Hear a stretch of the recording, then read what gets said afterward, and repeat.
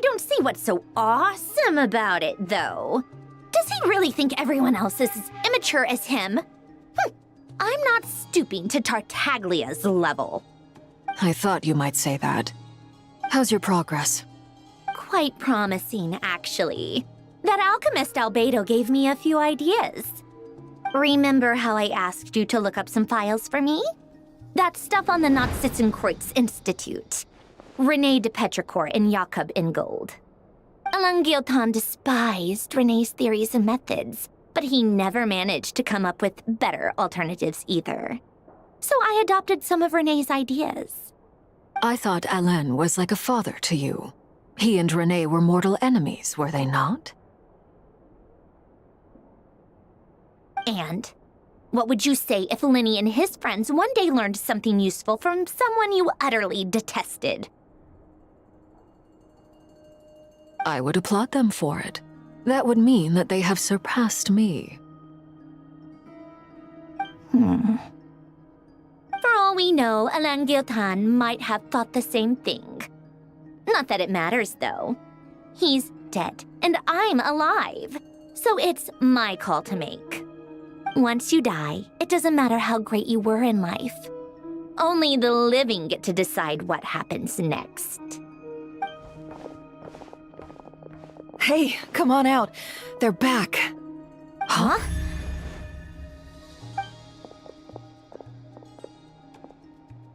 You're back? And your head's still screwed on? And you still have all your limbs? What does it look like? Way to keep your composure, madam. Excuse you. I am perfectly composed. Glad you're okay. Yes, it's a huge relief. Worry? Oh, yeah, right. You think we, the Fatui, were worried about you? We were worried sick. Hey! The Traveler and I were already friends. You are free to join this mission in whatever capacity you please. Much like your tea parties. It's a laugh a minute with you guys. I must say, I was quite surprised when Mr. Albedo told me he would need no additional aid. We discussed this on our way back as well. I am rarely so unequivocal, but in this case, we had full confidence in Hat Guy. He said he knew what he was doing. Albedo and I pretty much had to just wait outside on standby. Meanwhile, Hat Guy broke into the energy field and rescued the Traveler solo. You didn't have to mention that. Well, I'm thoroughly impressed. You are a force to be reckoned with, Hat Guy. Is he back? Is he really back? Traveler! It's really you! Oh, thank goodness! Paimon missed you so much! You can finally breathe easy, Paimon. It's great to have you back in one piece! Oh, Paimon's been having nightmares the whole time you were gone! Look at them. You know, once you reach my age, there's nothing better than watching a misty-eyed reunion between friends. It's nothing. Same goes when you get to my age, too. I bet Ino and Anefa would be tearing up as well if they were here. Varka, I'm not sure Anefa can cry. Oh, yeah, good point. Hey, your eyes are looking a little red and puffy. Come here, let's hug it out. What? Ew, no! No, thank you. You're not my dad, okay? Knock it off! Everyone, I'm sorry for all the trouble I caused you.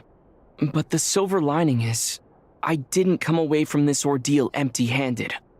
While I was being held captive, I learned a lot about Dottoro's current capabilities, and what he plans to do with them. Allow me to explain.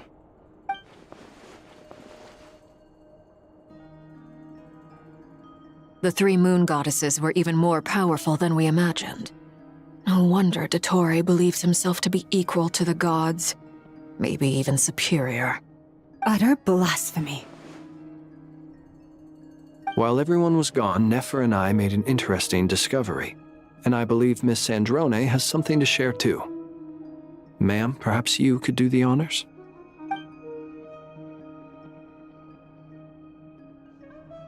nailed it. Getting rid of a pesky troublemaker like her is like trying to clean up after a crumbly cake. It always comes back to haunt you. Our next step is to find a way to bring her back. A place where time flows backwards, with no destination in sight. Surely it must have been created for a specific purpose. But I fear the answers are buried deep in Tevat's history, held by great powers beyond our reach. It sounds like she's on a specific path through time, just traveling in the opposite direction to us. The question is, where does that path lead? Or will it keep going to infinity? We considered that question as well. Strictly speaking, time is not infinite. Indeed not. Every road has an end. Nicole! You sure loved quietly sneaking in mid-conversation. I do, in fact. It's something I've always done at our mages' tea parties. Quiet, mysterious, and persuasive. You wonder what lies at the end of her road. Well, just as the world has a beginning and an end, so too does time. And so, the end of the road is the moment that Tevat was born. But where Miss Columbina will end up along this road, that depends on where this particular river of reverse time began. What about the original moons and the moon goddesses? Do they have a beginning too? All things do. In the beginning, no moons adorned the sky. It was the Dragon King Nibelung who raised the 3 moons into the heavens, and thus were the moon goddesses born. They were shadows of the planet, born to wield Nibelung's authority and oversee the world on his behalf. They were extensions of his will, manifestations of his majesty. But then one day, they disappeared just as suddenly as they had once been brought into being. Nobody knew where they had gone.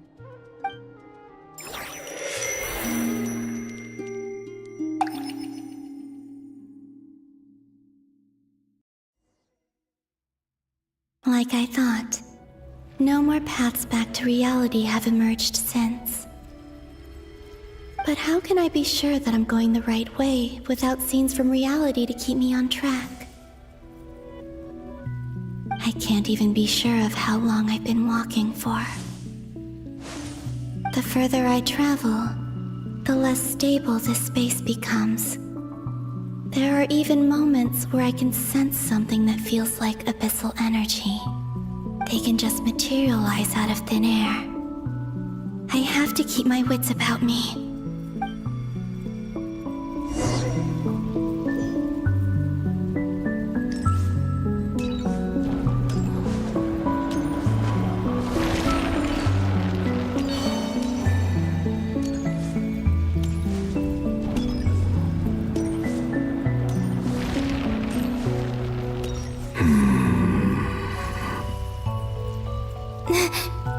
Is that the Ray here of Solnari? I can't believe he survived. How did he do it?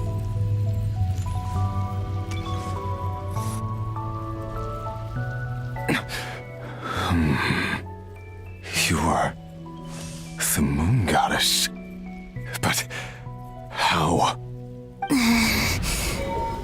Please, there's no need.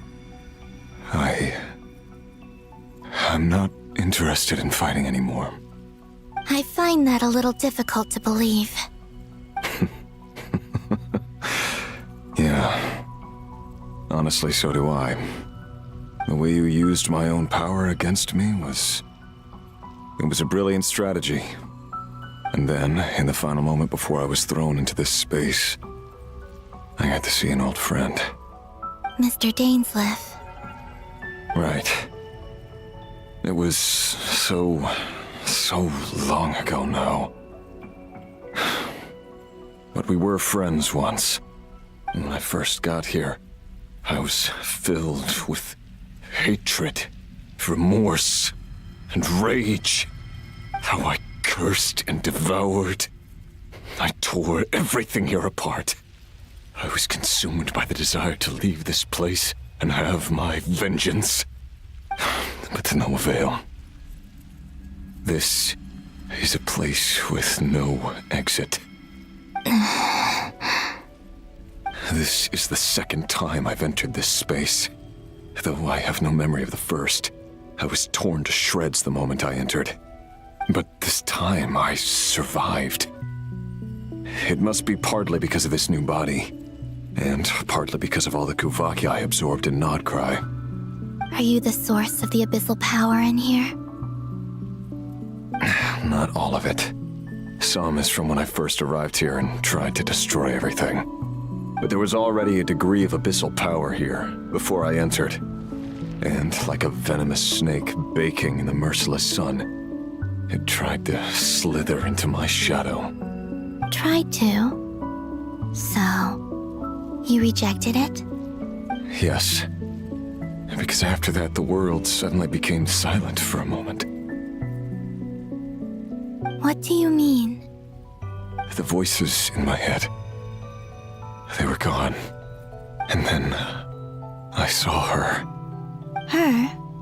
Thelindis. My former lover. Never mentioned that she saw a memory of Thelindis leaping into the moon's reflection. More precisely, I saw her afterimage. I'm sure the real her is long gone. She was just an ordinary Conrian. She couldn't have survived here for very long. Anyway, why have you come here? Didn't you know it was a dead end? If I hadn't escaped through the moon gate, my friends would have been in far greater danger. Oh, I see. Because of your power. The power of a moon goddess. What? You'd like to know how I know, wouldn't you? The one who resurrected me said so. I could hear a deep lust for power in his voice. Do you mean... Dottore? Dottore. So that's what he's called. He'd been collecting fragments of my body for a long time. All so that he could resurrect me at the moment of his choosing. I had no interest in his research. But being as corroded by the abyss as I was, we were aligned as far as hunting the moons and recovering my strength were concerned. So that's why the Wild Hunt suddenly became so active in Nodcry. When I left the Fatui in my weakened state, Dottore must have felt that his time had come. Moon Goddess, could I ask a favor of you? What? I know this is a lot to ask, especially from someone who tried to kill you. If you refuse, I won't fight it. But this is the only thing I desire now. Nothing else matters. What do you want? I'd like you to take a message to Thelindis for me. Thelindis? But... Yes, she's dead. But like I said, I saw her afterimage. I can sense that some part of her soul remains here. Far, far ahead. Why don't you go and speak to her yourself? I can't. I don't know why, but I can't move freely in this space as you can. All I can see is a glimpse of her, walking away. Just like the moment when I last saw her in life. In return, I will clear these abyssal obstacles for you. No, not in return. I'll clear them for you. Whether you want to help me or not. It feels like something I ought to do. Why? Yeah. Why, indeed. I've been asking myself that question a lot recently. Why did I do the things I did? I'm tired of it all. Tired of the person I became. People used me. And then I turned around and started using others. I hurt a lot of people. I think I grew tired of it long ago. but I wouldn't admit it to myself. And ultimately, that's how I ended up here. What do you wish to tell her? All of it. My past. My mistakes. Everything that happened after we were separated. Is it okay if I give her the abridged version? Yeah, I'm sure there's plenty you can skip over. Just tell her the important parts. Whatever you think that means. Like the part where you relentlessly tried to kill us? It's up to you. Love demands honesty. But my relationship with Thelindis was built on lies. We hid too much from each other. But after living my whole life in the shadows, I don't want to hide anything anymore. I will do my best.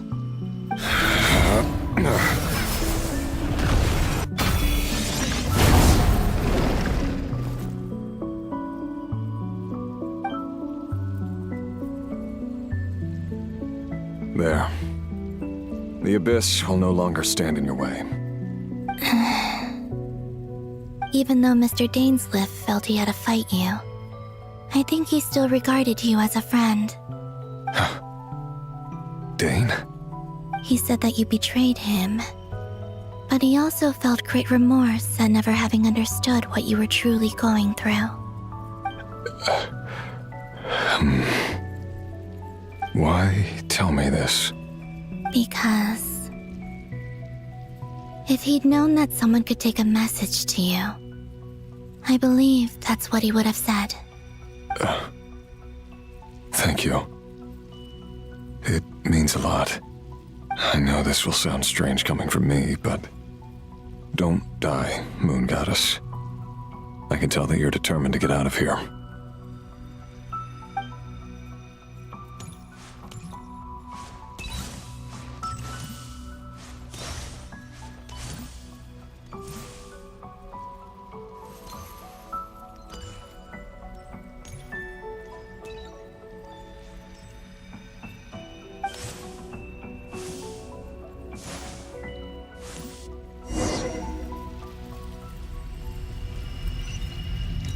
He kept his word. The Abyss is no longer obstructing my path.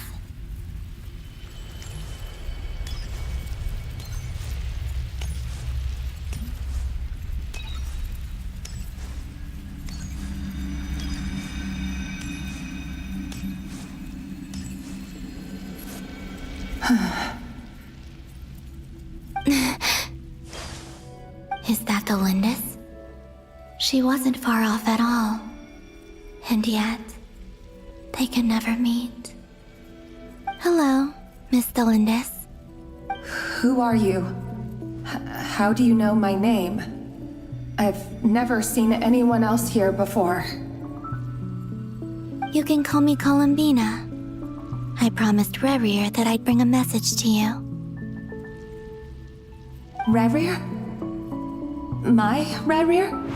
Is he well? He's doing better than he was.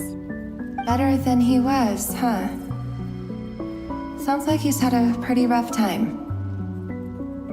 Others have had a rough time on his account too. In many cases, their time ran out because of him. And I'm not just talking about the children of the Crimson Moon.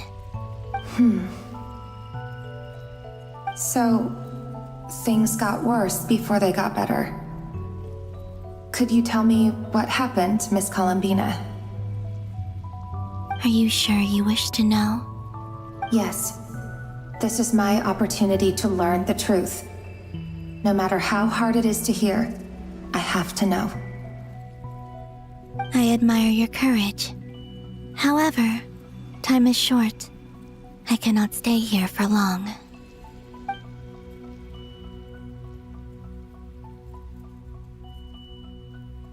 Rerir had seeds of hatred in his heart, and many people nursed them for their own ends. On some level, Everything he did was to try and find a way to see you again. But in the end, he came to regret his mistakes. He wanted to apologize for hiding his past from you. Beyond that, he did not say specifically what it was he wished to convey to you. But I'm sure that you've always been on his mind. You are what has kept him going over all these years.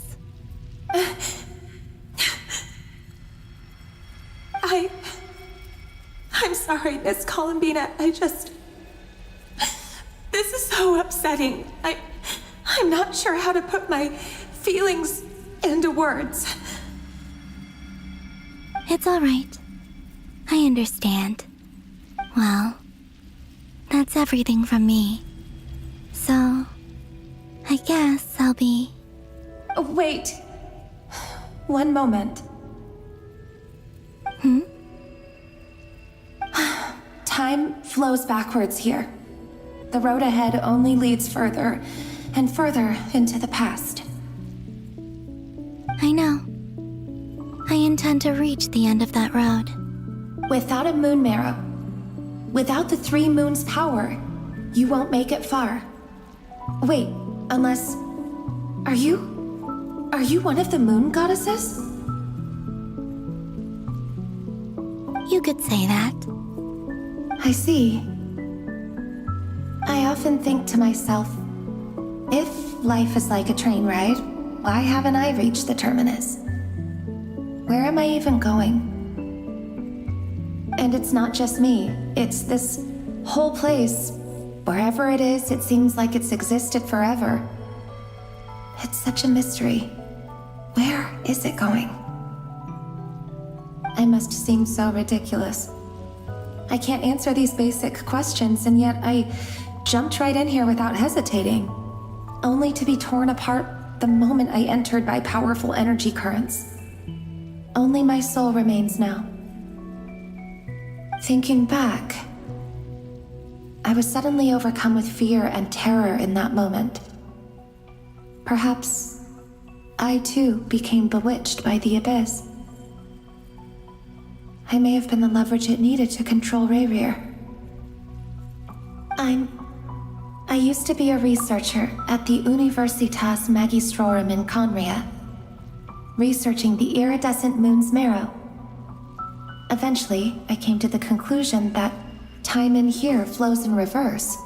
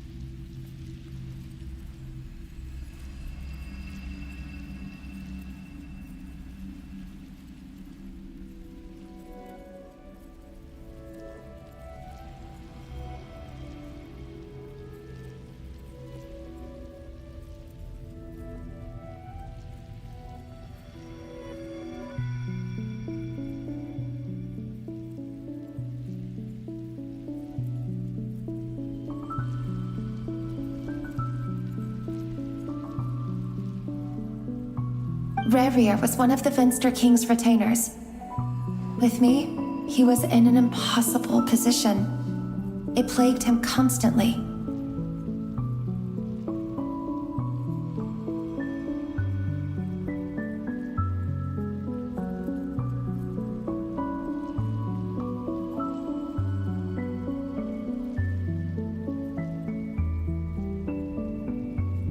I wanted to help him escape his lot in life.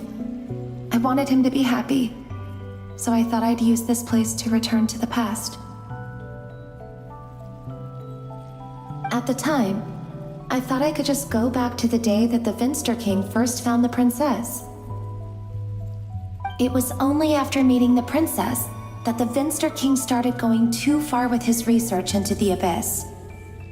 That was the day all of our woes began. I thought I could stop the king from ever meeting her and solve everything. I couldn't kill the Vinster King himself, so I had to find another way to save Rayrir. That's why I wanted to go back, to kill the person who had brought new possibilities to our realm. I'm sure it was a futile endeavor, but the Abyss probably enhances the basest human desires. So I naively hoped I could change everything. But I was simply too weak. Like a speck of dust against the whole universe. Look at me. I didn't even survive the journey here. Not physically, at least. I know I'm never getting out of here. But you're different. You can make it, and I want to help you. I owe you that much. How do you plan to help me? Have you noticed the golden energy that exists here? Based on my past research and my observations since coming here, I believe they carry you forward faster. I can share what I've learned and help you understand the pattern in which this energy appears.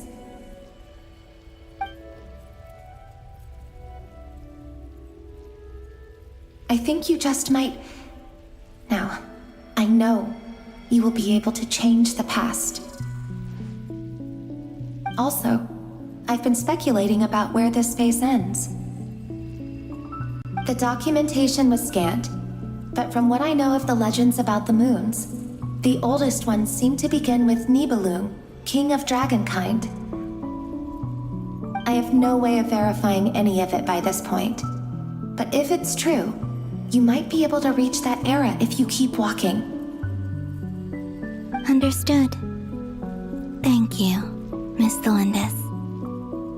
I'm the one who should be thanking you. If you hadn't entered this realm of everlasting death, what use would my deductions be? Thanks to you, they have some meaning. About Rayrir, I'm so sorry. For everything. It wasn't your fault. That's not true. Because we both feared bringing trouble upon each other, neither of us ever told the truth. And that dishonesty sealed our fates. But enough about that. I wish you a safe journey, Miss Columbina.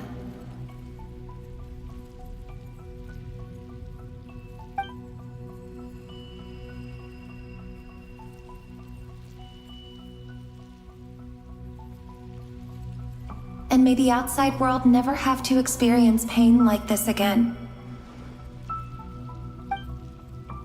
Rayrir, you're there, aren't you? I cannot see you, because you exist in the future. I expect we'll be trapped in this prison of space-time for all eternity. But please, gaze upon the past, and then sit for a while. Let's find a place to sit down together, just like we did when we first met.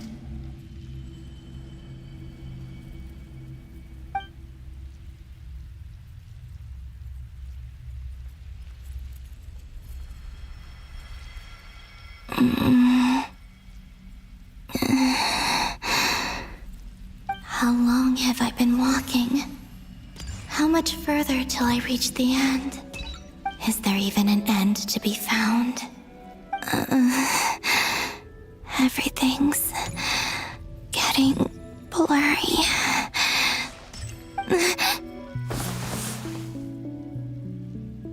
Huh? Are you all right, little sister? Have you come from the distant future?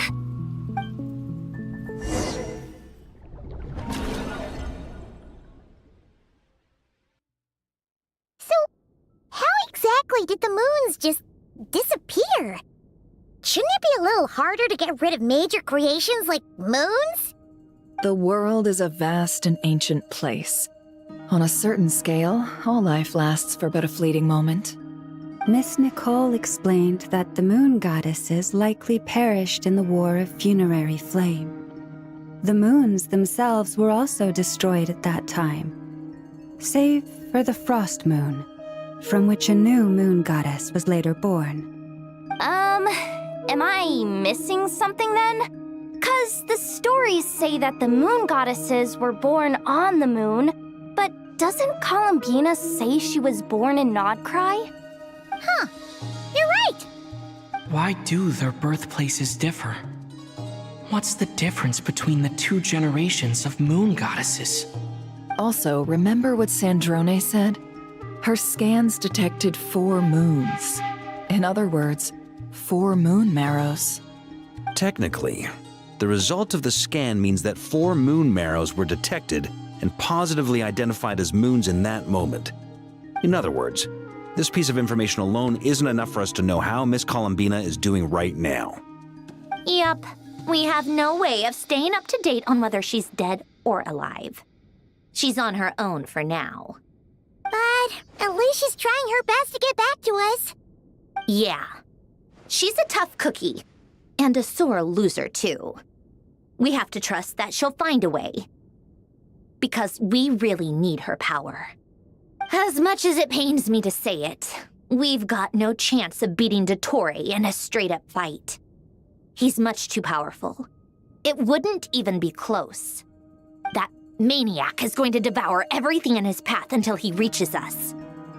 We need to find someone or something that can stop him before he does anything worse. I'll be frank. Our only hope of defeating this false god is with a real moon goddess on our side. I'm not just saying this because Columbina's a friend and I want her back safe and sound. It's just the truth. And I know that even she was no match for him when he attacked, but I don't have a better solution. We're not giving up on saving her, whether she can defeat Dottore or not. Right. Don't worry, Miss Sandrone. We're all aligned on saving Columbina. No one's trying to argue that we can only justify saving our friend because it will help save the world. This is about multitasking. We want to save both. So, she's more than just a moon goddess to you guys? Absolutely.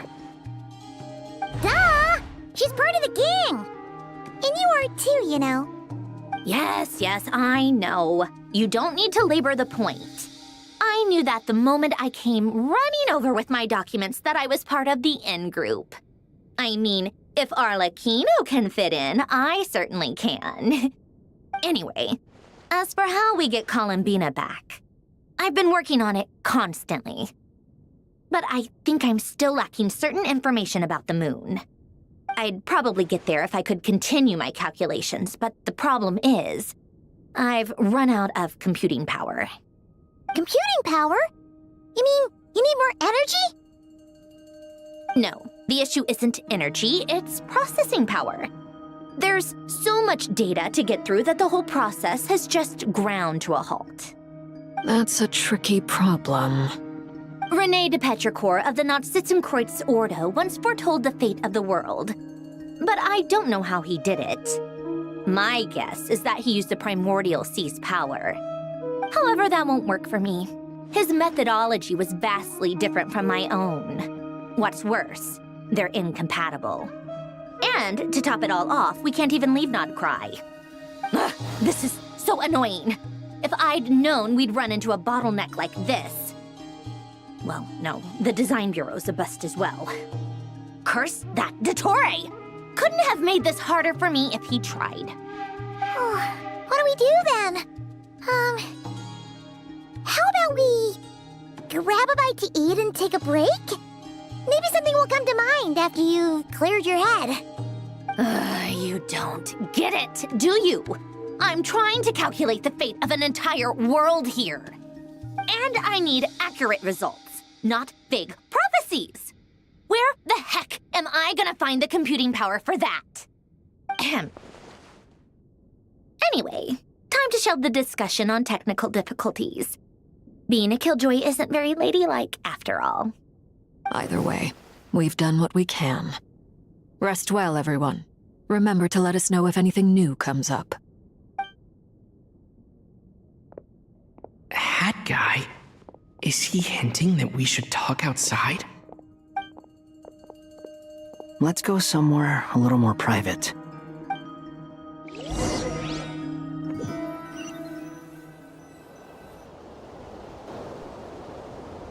You know that Dory went back to Sumeru, right?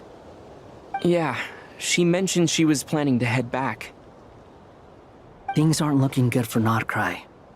She's gone to spread the word so that Sumeru has a chance to prepare for the worst. From what I know of Dottore, there are two possible reasons why he hasn't made a move yet. One is that he's still working through some kinks in his new powers. The other is, he wants to see how we're going to react.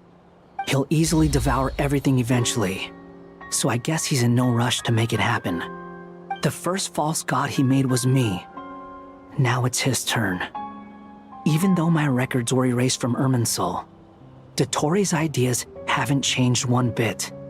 He once told me that becoming a god was like turning yourself into a hungry wolf or giant serpent to devour the moon.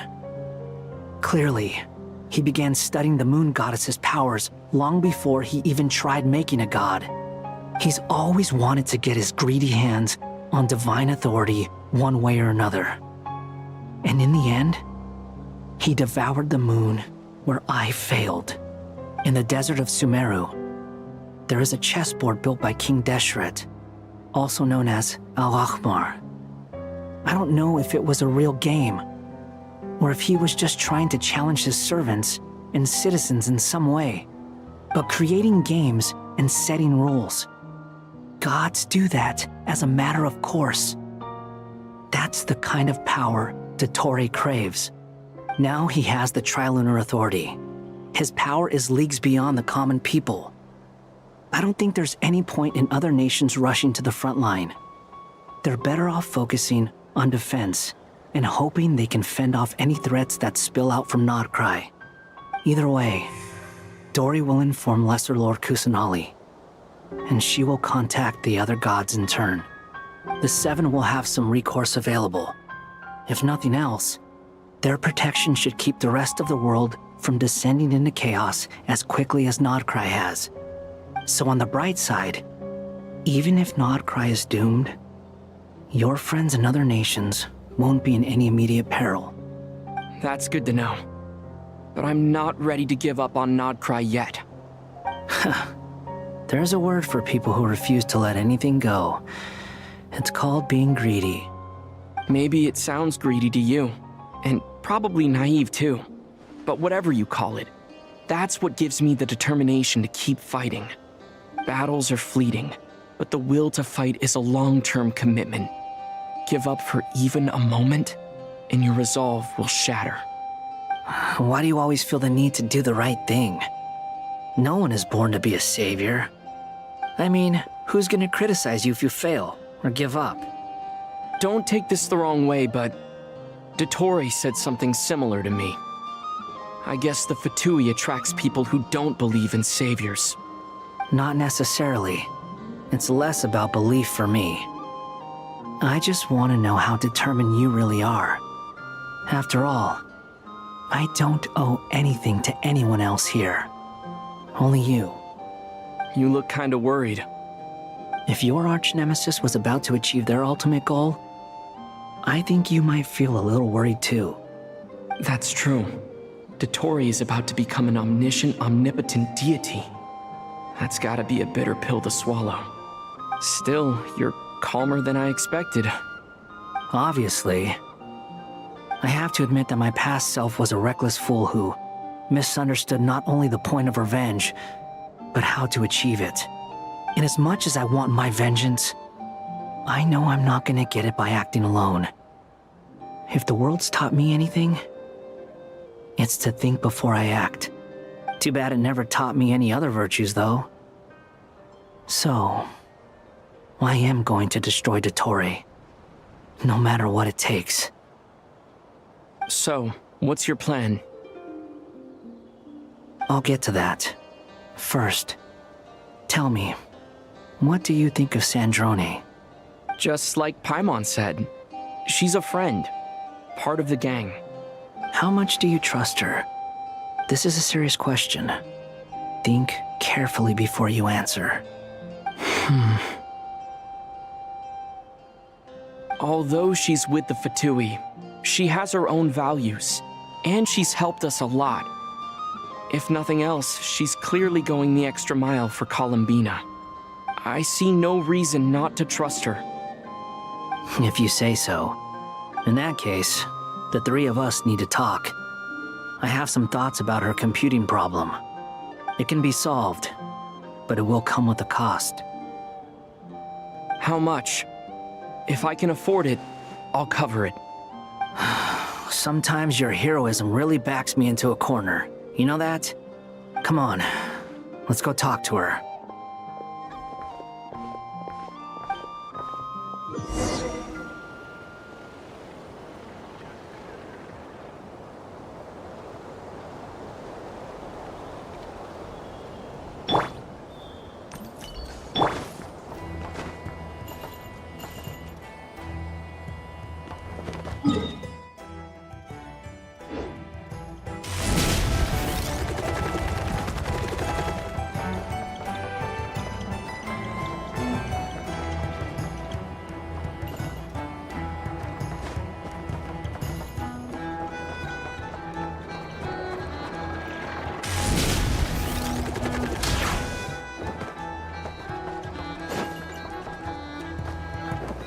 Hurry up, Brassa!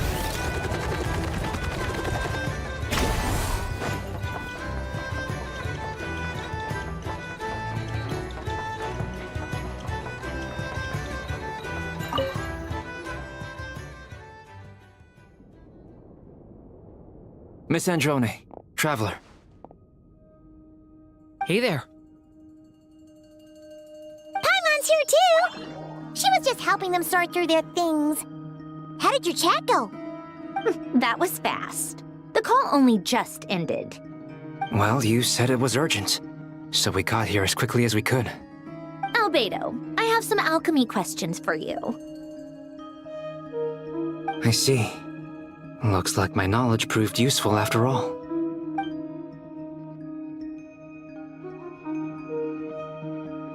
If I might ask, what is the end goal for the modified formula you'll be using? I needed to predict the future of the entire world. But I've run into some teething issues since trying to implement Renee's theory of the 4 Orthants. I see. I'll have a look at it. Still, computing power is the real issue here. How do you plan to solve it?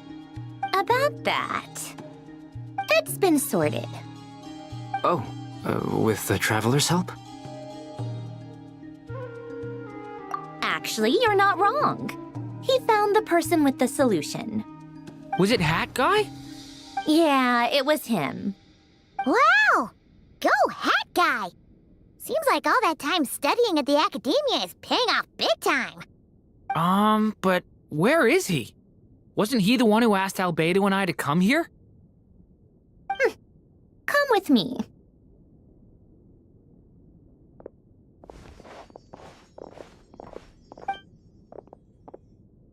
Hat Guy? What's happened to him? Hat Guy! Can you hear us? No response. I guess he's in hibernation. Hat Guy mentioned that he was a puppet. It seems that his functions are currently shut down. I presume this has something to do with the solution to your computing problem. That's right. He and the Traveler came to see me. Wait, what? You have a solution? Would you calm down? Why do you always react so hysterically to everything? Excuse me? How would you know? You shouldn't be so quick to judge complete strangers. It's very bad manners. Oh, please. It doesn't take that long to figure out that you have a temper. Where does a mere student get that kind of confidence? I've actually published more papers than you. Not that status counts for much. Even Paimon's applied for academia admission. Huh? Are you serious? See? This is why I can't be bothered to explain myself. She recognizes no one's skills but her own. Okay, fine. I'll hear you out. So tell me, how do you propose to solve my computing power problem? This world itself is constantly processing all kinds of information. If it's the world's future you're trying to calculate, you need a processing device that's designed to cope with that volume. Easier said than done. Only Irminsul can handle that kind of... Wait, is that what you're suggesting? But surely we can't just plug my formula directly into the ley lines. You should be able to tell that I'm not human, right? Yeah, I noticed. The technology, though, seems pretty ancient. Very different from Fontaine's. It's a completely different system. Conrian, to be precise. I'm what they would have called a puppet. Puppets need an energy source and processing power. The artisans who built them sought out the materials most suited for that purpose. You? Do you mean... The Traveler and I have talked it over. He's willing to vouch for you. So, I'll allow you to borrow my core for your calculations. It was built using wood from a silver-white tree, which makes it a small part of Irminsul.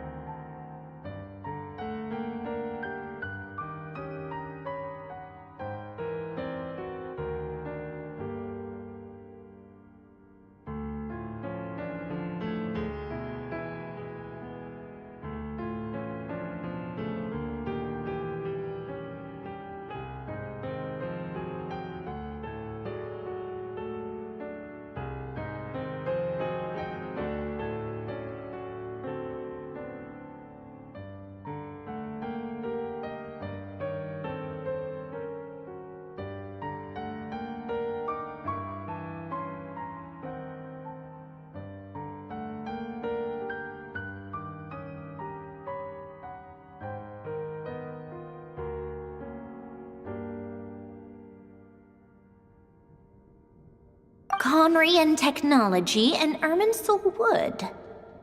Who in the world could have built you? Are you sure about this? A puppet without its core will cease functioning completely. And if it's left in that state for too long, it might not recover. You could die if you do this. You do realize that, don't you? I can put two and two together, yes. No need to rub it in. I won't lie to you. This has never been done before. I cannot guarantee your safety. Doesn't matter. I'm prepared for the worst. Did you two actually talk this through? Is he... Are we really considering this? Yes, we discussed it. The bottom line is, he trusts me, and I trust you. Let's give it a shot, shall we? Honestly, I have no clue where this kid even came from. But for whatever reason, he lent me his core to use in my formula. I'm very close to finishing my calculations now, and the core is currently in use. So I'm sorry, but I can only show you a sketch right now. This is what the core looks like. A silver white branch. It certainly matches the legends told about Irminsul. Is Hat Guy gonna be okay? He's not gonna die, right? Right? In theory, he should be fine. As long as we put his core back in time. Beyond that, all I can say is that I'll try my best to avoid risk and make sure the core doesn't sustain any damage. I think I know why you called us here now. Someone needs to watch over his body and make sure it's protected until the process completes. Correct. He said that the only ones he trusts here are you two, and the Traveler. And the Traveler will have other work to do. He will have our undivided attention. Aw, Hat Guy. On a more positive note, things are progressing steadily on my end. I'll call everyone in for a meeting once the results are out.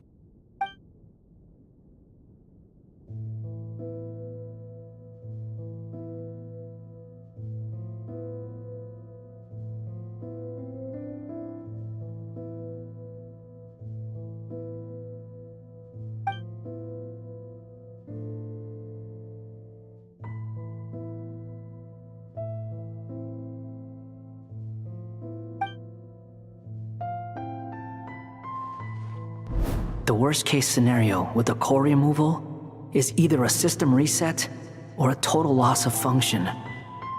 But I'm not afraid. A quiet death should have been my fate long ago. A core is completely different from a heart. It's like another vital organ entirely. I never believed it could be a true replacement for what I sought. But in the end, it turns out the core was more useful to me. Pretty funny when you think about it. It's like the punchline of my entire life. Do you think there's any difference between a puppet and a human? If not, then this would just be another samsara. I have already experienced both a past life and a next life. Part of me wonders whether I'm only capable of making this decision because I've become a real human. What's with that expression? Isn't this a good thing? Sandrone will succeed, won't she? She has to. She will. We all have to persevere until this is over. That's right. And I'll protect you all until a moment of victory arrives.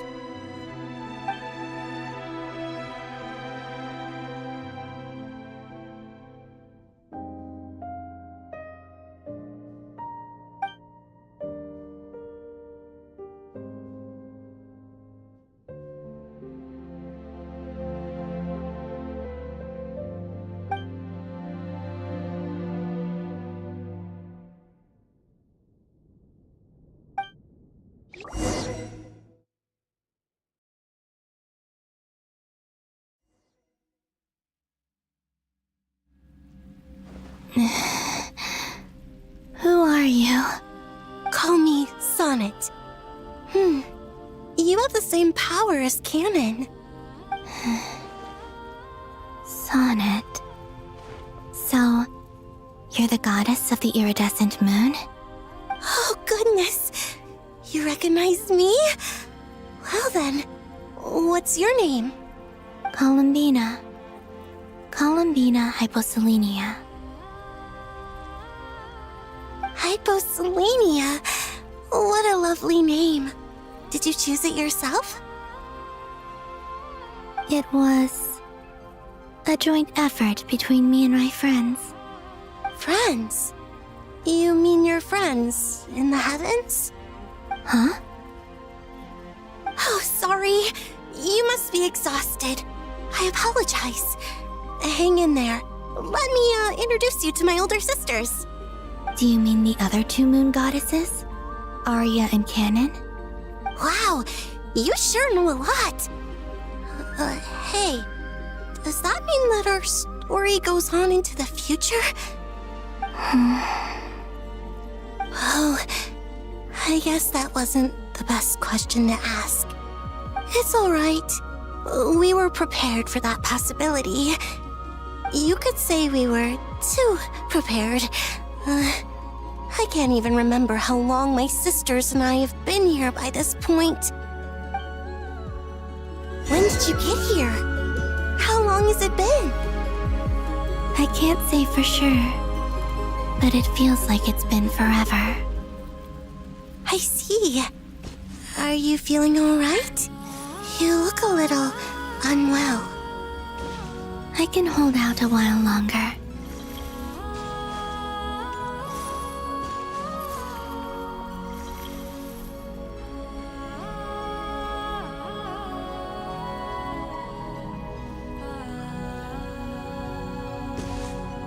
We don't have far to go. The place where my sisters and I are based is just up ahead. Don't worry, they're both really nice. I'll introduce you.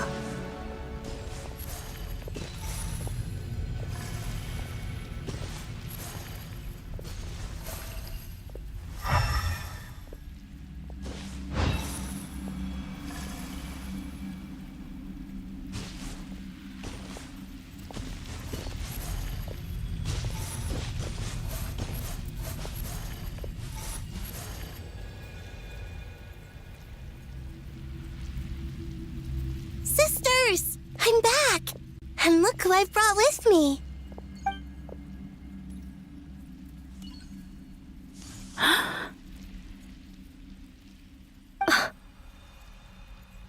It's our lovely little sister, born in the far future. The pleasure is all mine.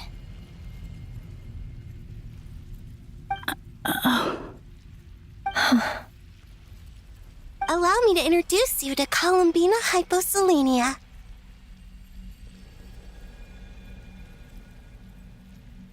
This is Arya, the goddess of the eternal moon. And this is Canon, goddess of the frost moon. Canon, don't you think Hyposelenia's power is similar to yours? Hello, Columbina.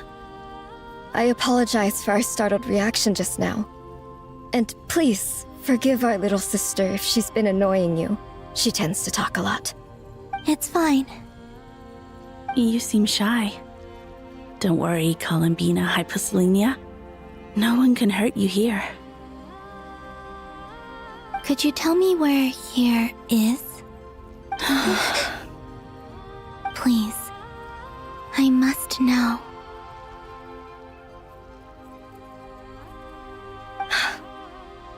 My dear sister, this is where Tevat's original ruler, the Dragon King Nibelung, imprisoned the moon goddesses. What? You're scaring her, Canon. No, I'm fine. Please, continue.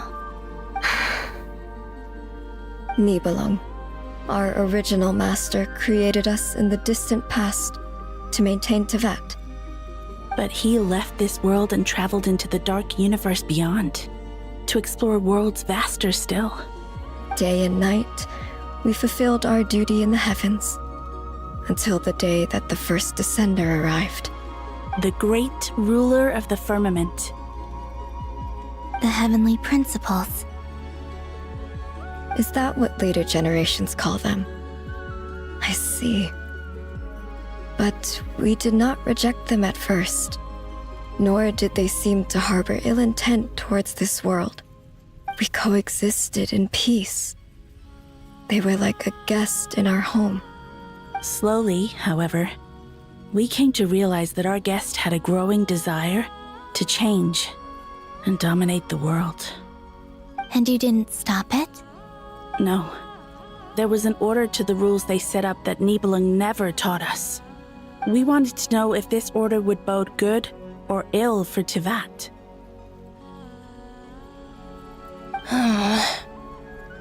All right. Canon and I wanted to know. Sonnet was against it from the outset. Later, we discovered that this great ruler of the firmament bore an almost paranoid hostility toward the desire of certain life forms to seek power, or Perhaps they feared them. They would even cast down celestial nails as manifestations of their power, to punish the civilizations of the world below. Only this was far beyond mere punishment. Right. Their rules brought order, but the price people paid for merely testing the limits of those rules was far too great. I did everything in my power to help the punished escape catastrophe, but still, too many lives were lost. The ancestors of the Frost Moon Scions were some of the ones you helped. But just when we had decided to take countermeasures, the Dragon King, Nibelung, returned. And so began the War of Funerary Flame. So, that's the name the world gave that war in the future. Well, who won in the end? As far as I know, the Heavenly Principles won, although it came at a great cost. They remained in Teyvat, where they continue to rule to this day. And the world's original master, the Dragon King Nibelung, was destroyed. And what of the moons? Are there still 3 moons in Teyvat's skies? You can tell us the truth, Columbina. We know we are but remnants of a bygone age. We are prepared for the answer. Only the Frost Moon remains. But it has been cast beyond the false firmament by the Heavenly Principles. The eternal and iridescent moons were both shattered during the war. So death finally came for us in the end. Sonnet. But you're still here, aren't you? A moon goddess cannot live without her moon, Columbina. She's right. That's why I began to disappear. Because the Frost Moon is cut off by the false sky. How much worse it would have been if it were outright destroyed. Our souls may endure within this lunar palace, but if our moons are destroyed, then we shall disappear the moment we depart from it. I'm sorry. There's no need to apologize to us, dear sister. If anything, we owe the world an apology. If only we'd decided to act sooner, rather than arguing amongst ourselves. all the more reason not to spend this time in regret and repentance. Instead, we should focus our efforts on how we might help our future sister. Sorry? Don't you see, Columbina, your story is not yet over. Is that not why you are here?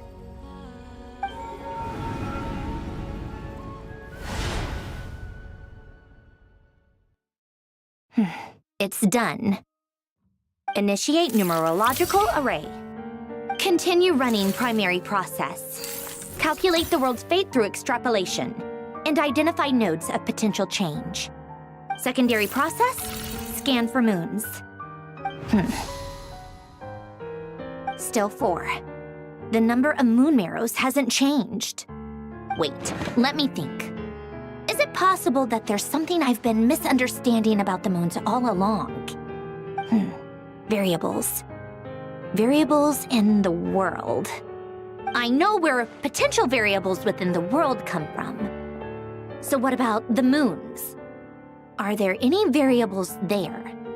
Like their life or death, for instance. What if being alive or dead makes no difference to a moon? But that's so strange. Even immortal gods can die. Why would the moons alone be... Wait! I've got it!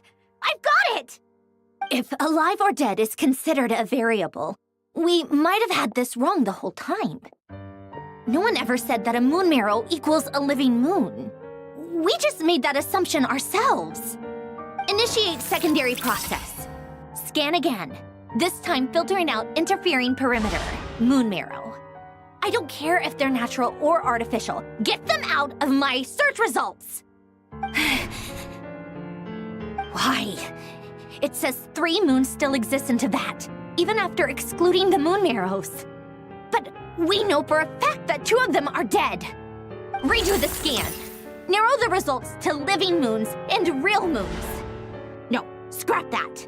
Narrow it down to moons that have lunar authority and remain alive. Why? Why is it still 3? What is this, Columbina? Has the world lied to us? Or are you the one pulling the wool over our eyes?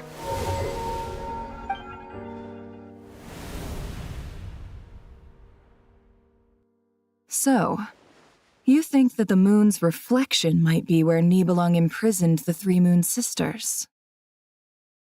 Yes, it would explain a lot, such as why that space would respond to a moon goddess's power, opening the moon gate at her command.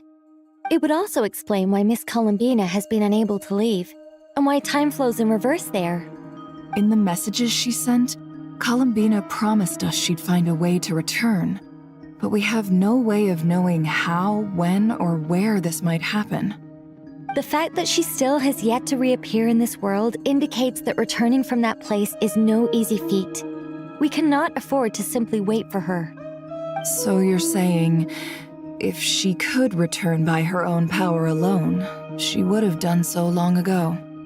Yes, she certainly wouldn't leave it to this late stage when it's so touch and go. I've been giving this some thought, and I've come to believe that Luanatar might be an anchor that she left behind, as a sort of future waypoint. This could also explain why Luanatar is always by the Traveler's side. Sounds like a plausible theory. If that's the case, there must be some criteria we need to fulfill to allow Columbina to return to the present. The question is, what could they be?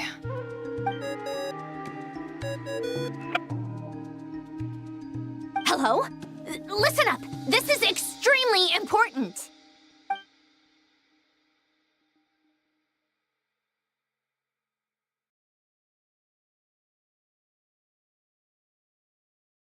Not only is Columbina alive, but she may well exist in a form unimaginable to us. I'm still unclear on the details, but she's done something truly inconceivable in the past. And the clue to what she's done lies in the moon and Teyvat sky. Truly amazing. Oh, I'm so delighted for her. I'm sure we all feel the same. And I'm sure Columbina is ready to get back here and fight by our side. I'll keep my calculations going and try to find some way of coordinating with her. But that's not an excuse for everyone else to slack off, okay? All of you had better keep trying to think of solutions. How can the dead moons still live? And Luanatar?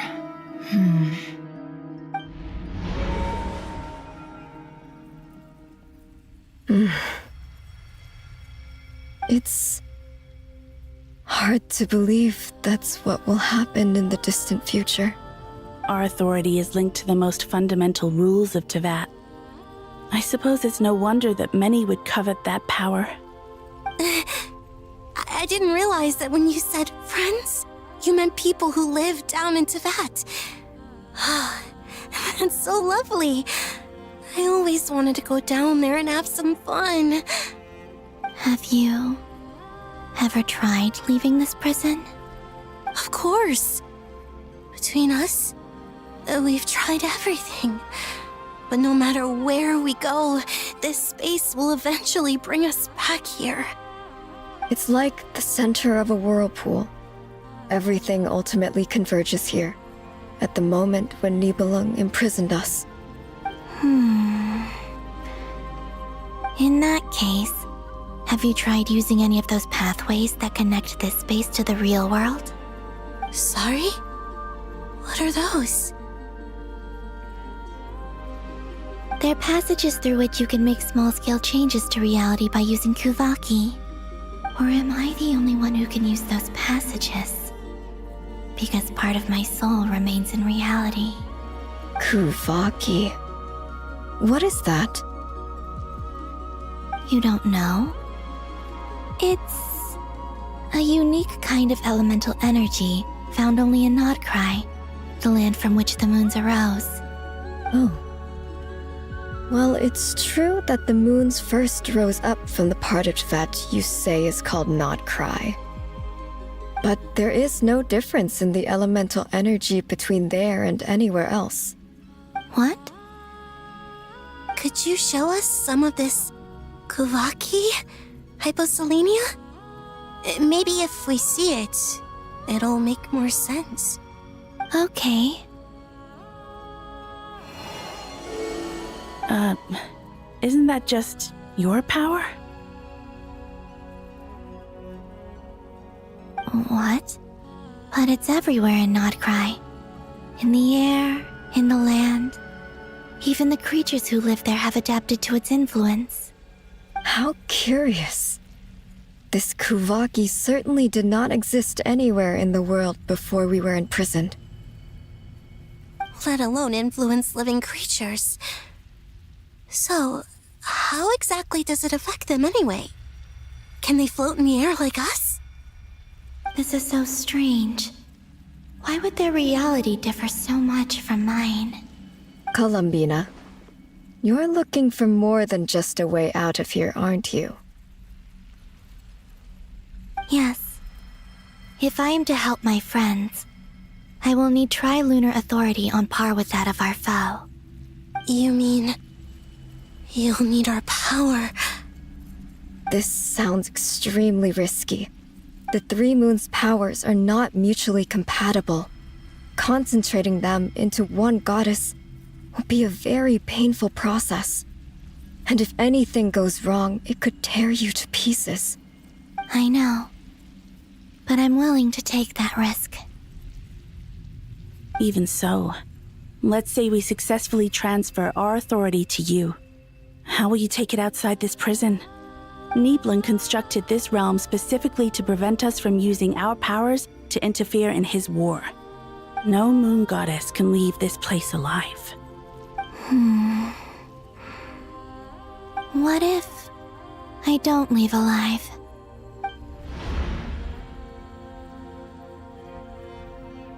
Where do we even start? How are we supposed to figure out what we're meant to do to help Columbina?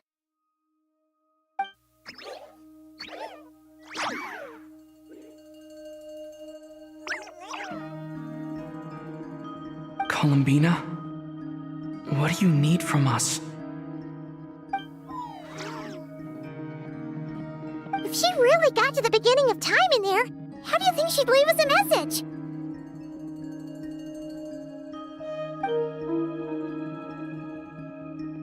You don't think she'd write it down on a stone tablet somewhere in the hopes that we'd find it, do you? Seems unlikely. Columbina may not talk a lot, but she thinks deeply about issues like this. Let's review what we know. This is the Columbina who fought alongside us against the Rahir of Solnari, and with whom we celebrated Moon Prayer Night. She knows our personalities, our ways of doing things, even our unique strengths and abilities. So, if she wanted to tell us something from a long, long time ago, what would she do? Oh.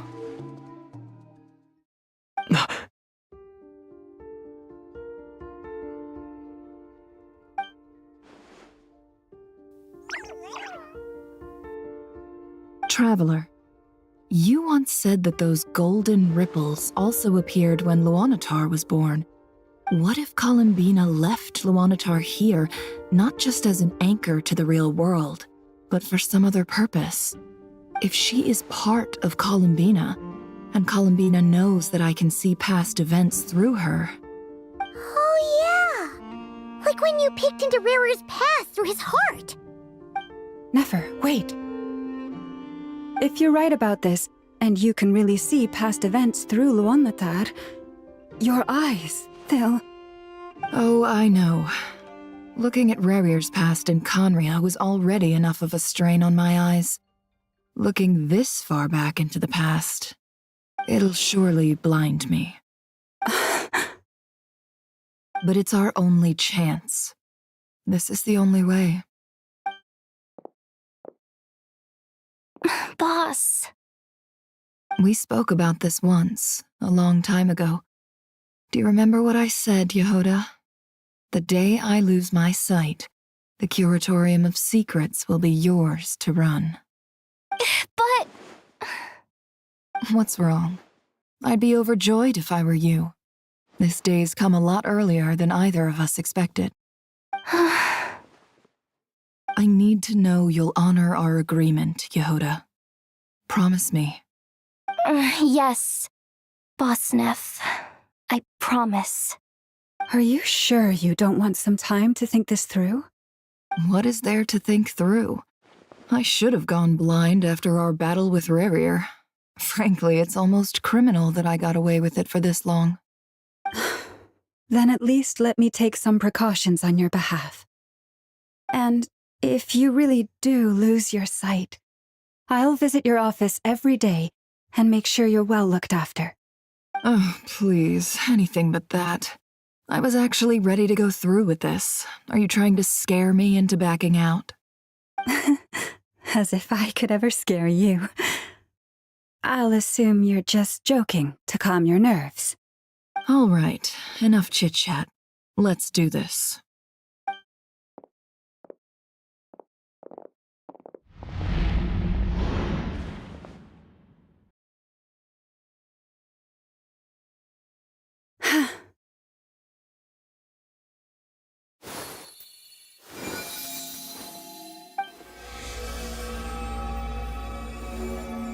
All done.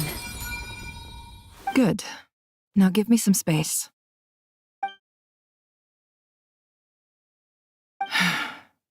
Come on then, little one. Show me what happened in the past.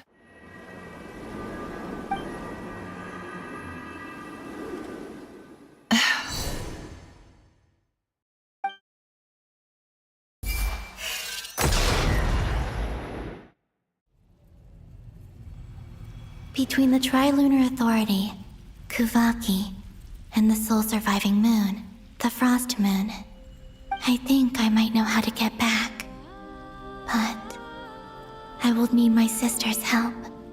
Time to go talk it over with them.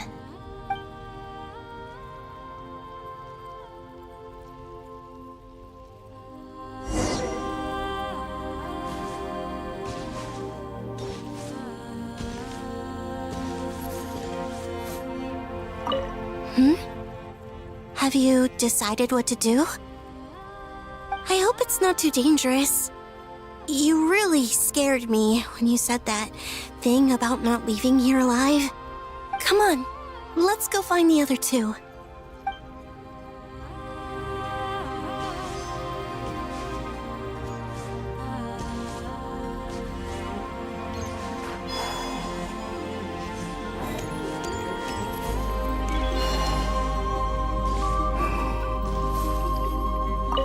Seems you have reached a decision. I'm all ears. What do you propose?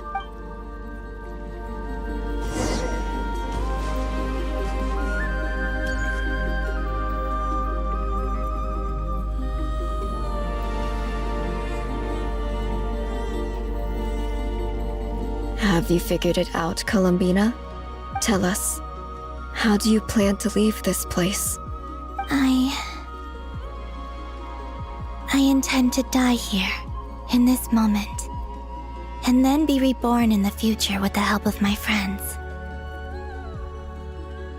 What? What are you saying? How can the dead be reborn? And how will you inform these future friends of your plans? You can't exactly leave oracles. Nothing can escape this place. Not a single ray of moonlight. And even if you found a way, what if they never find the message you left for them? You'll... No, that won't happen. Come again? They will find my message. I'm sure of it. I'm not following. How exactly will you achieve this? It's quite simple, really. First, I will leave my soul here.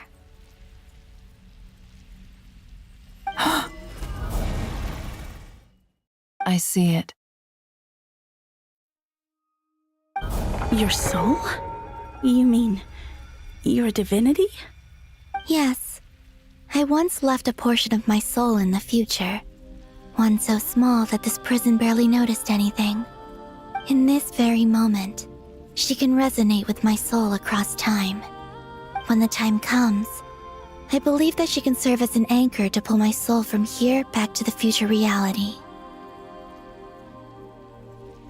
Just as gravity connects the world to the moon. Exactly.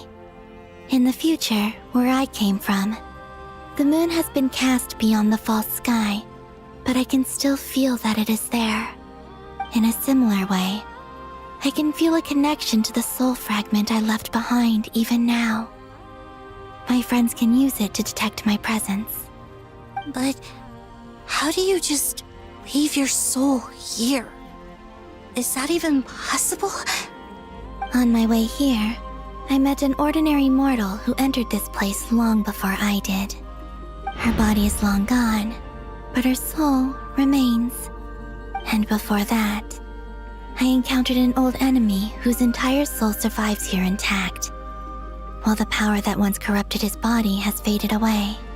So, perhaps this space is specifically designed to imprison divinity and authority, but not the physical body. Still, even if your body can escape, would it not just be a lifeless husk without the soul inside? Wait, is that what you meant when you said you wouldn't leave alive? Yes. I shall turn my body into moonlight and pour it over Nodcry. That power shall protect the land and quietly blend into it, awaiting my soul's return in the future. However, I cannot do this on my strength alone. I would need your help to do this, so I'm humbly asking for your assistance. Oh, dear sister, you need not be so formal.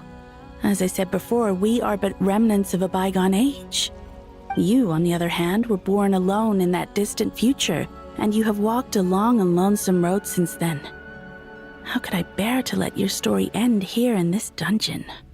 Don't forget, we are your sisters, your family.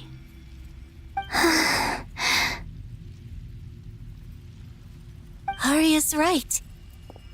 Actually, I've always wanted a little sister. Can you imagine how it's been for me? Getting nagged by two older sisters all the time. Now, I finally get to be the big sis. And not just that, but I get to help you return to your world, too. How could I say no to that? Sonnet. Canon?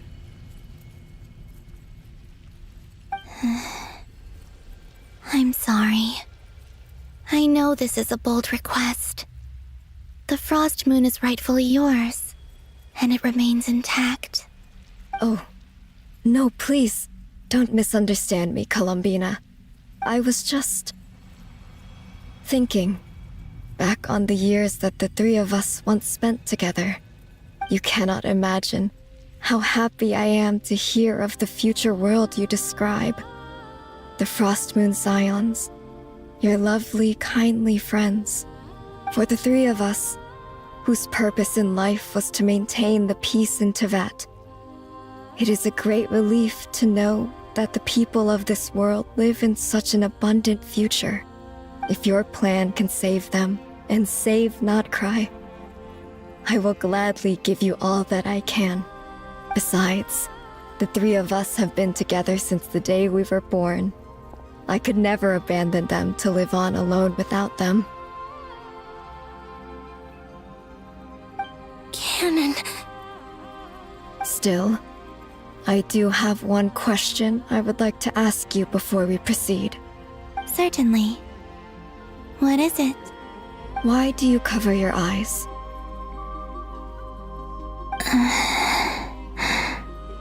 Yeah, I was curious about that too. But it seemed personal, so I didn't want to intrude.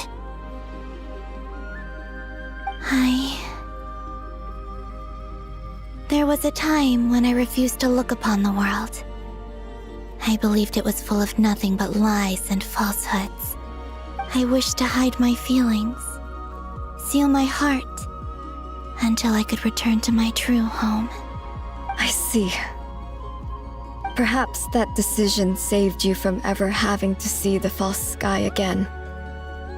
But at the same time, you likely missed out on many true and precious things, like the smiles on your friends' faces. Promise me this, Columbina. When you return to the future, open your eyes, take a look at the world around you, and see your friends.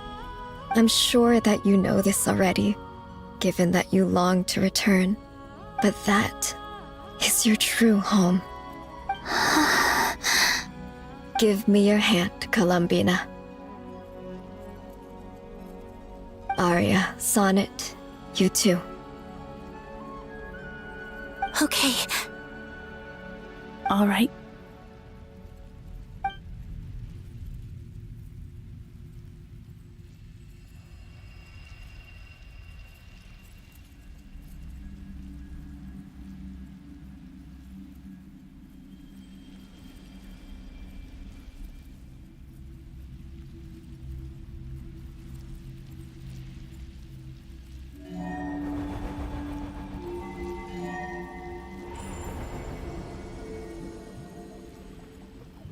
We once were the songs sung for eternity, but now it is you who must continue to sing.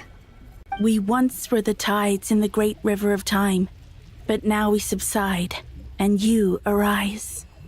We were the messengers of madness and inspiration. But now, the lies have faded, and your truth must endure. We are souls awaiting the sun. You must return to be with those who smile when they see your face.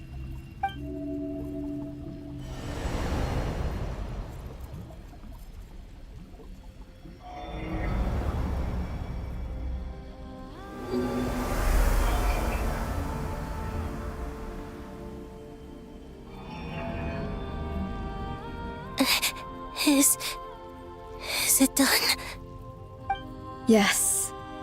We have transferred the authority over all 3 moons to Columbina Hyposelenia. From this moment on, she is the Tri-Lune Goddess, the one and only moon goddess of this world.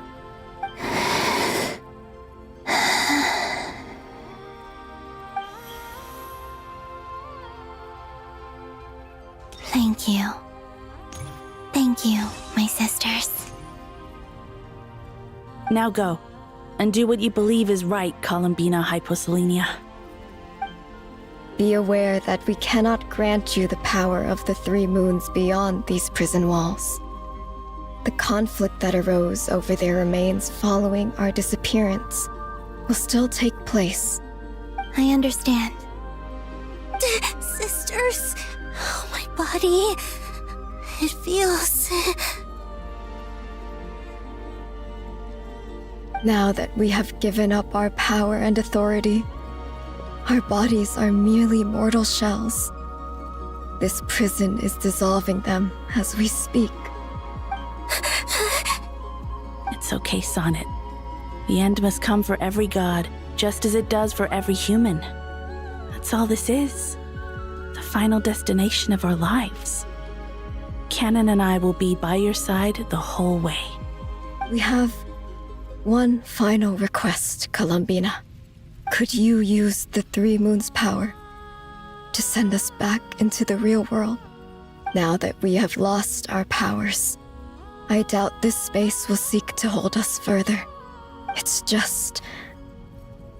we would like to spend our final moments together in the only place we ever called home. Of course. Gladly.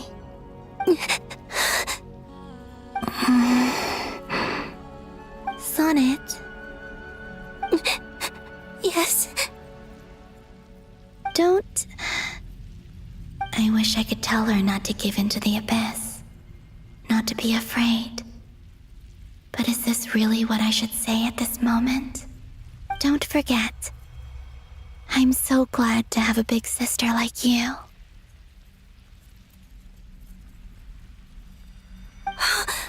No, I will... Thank you. I'm okay.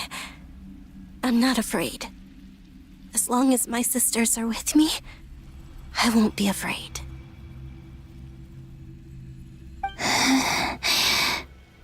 It looks like this is goodbye, sisters. Goodbye, Columbina. Take care of this world in our stead. I will.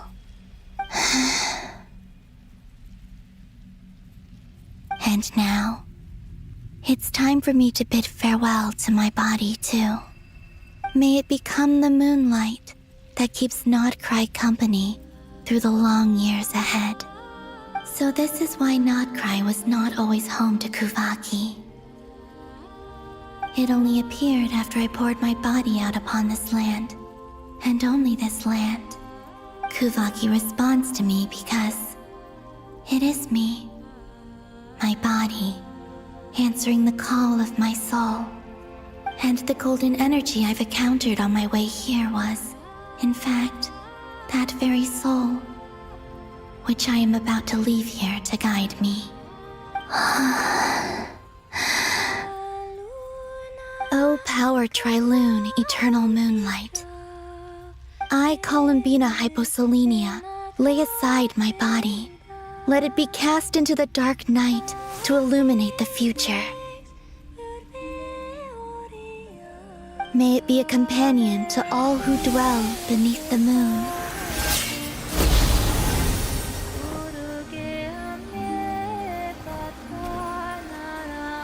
Until the time comes for me to return home.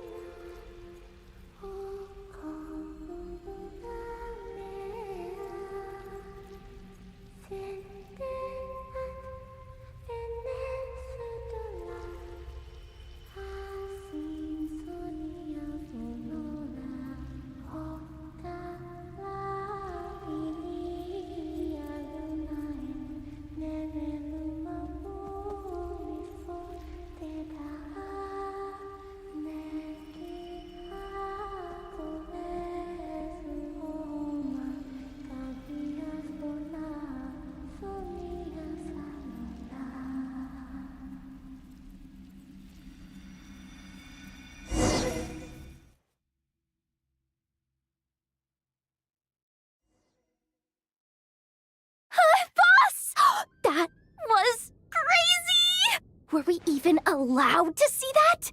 Is anyone? Oh, can you still see? How many fingers am I holding up? I see 2 fingers, and a look of sheer terror on your face. Truly astounding, Miss Nefer. Your eyes have glimpsed the very ends of the world, and yet they remain as sharp as ever. Or is the credit for this miracle due to Miss Lauma? It seems that even time itself is no match for your medical skills. Surely you jest, Mr. Flint. I suspect we have Columbina to thank. She must have realized the immense toll that the ritual would take and purposely set aside some of her power in the past to protect Nefer's eyes when this moment arrived. There is always a great price to pay for witnessing the truth, but it seems that this time, Columbina has shouldered that burden on our behalf. She chose the perfect method of getting a message to us. Though her eyes were always shut, she was clearly so perceptive. She knows us well. She knew exactly how we would think and what we would try. Despite being separated by time and space, we're seeing the same possibilities and seizing the same opportunities. We still don't even know if she's okay right now. But as long as there's a chance we can do something, we'll fight to make it happen. We'll get you back somehow, Columbina.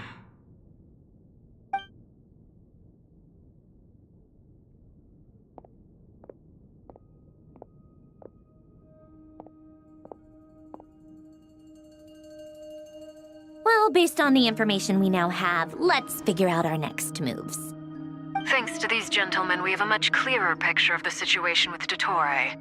The civilian population has been moved to safety, so we no longer need to hold back. Miss Androne, how are the calculations going? So far, so good. I'll keep seeing how far I can push the system, though. Can't have Hatman being powered down for nothing. There's still a long road ahead. Where should we begin?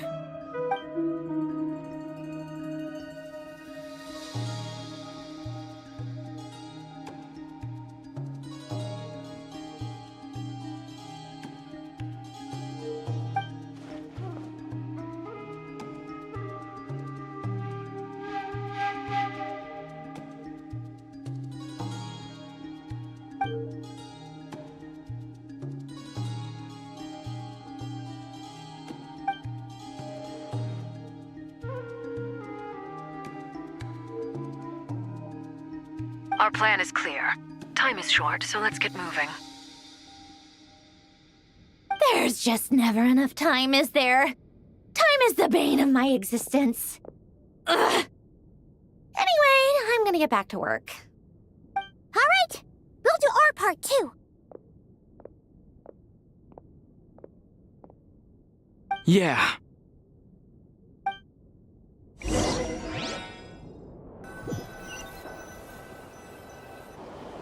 Albedo's theory says that elemental energy can dilute the light realm's power, but I'm no expert in building elemental defenses.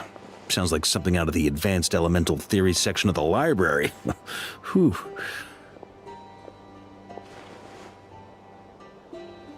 You seem quite troubled. Well, yeah. I mean, who doesn't get a little flustered when they're completely out of their depth? You were the very picture of confidence back when you approached the Hexen Circle. Eh, I could have been faking it through that whole meeting for all you know. Who's to say I'm not just a ball of nerves in a charming and gregarious package? Oh gosh, really? I'm so sorry, I had no idea. Well, you're all the braver for it. Still, I was much more in my comfort zone than I am here.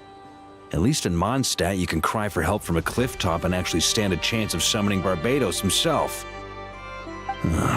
Things have never looked bleaker than they do now. If we don't pull this off, Tevat's doomed, isn't it? Oh, you think so?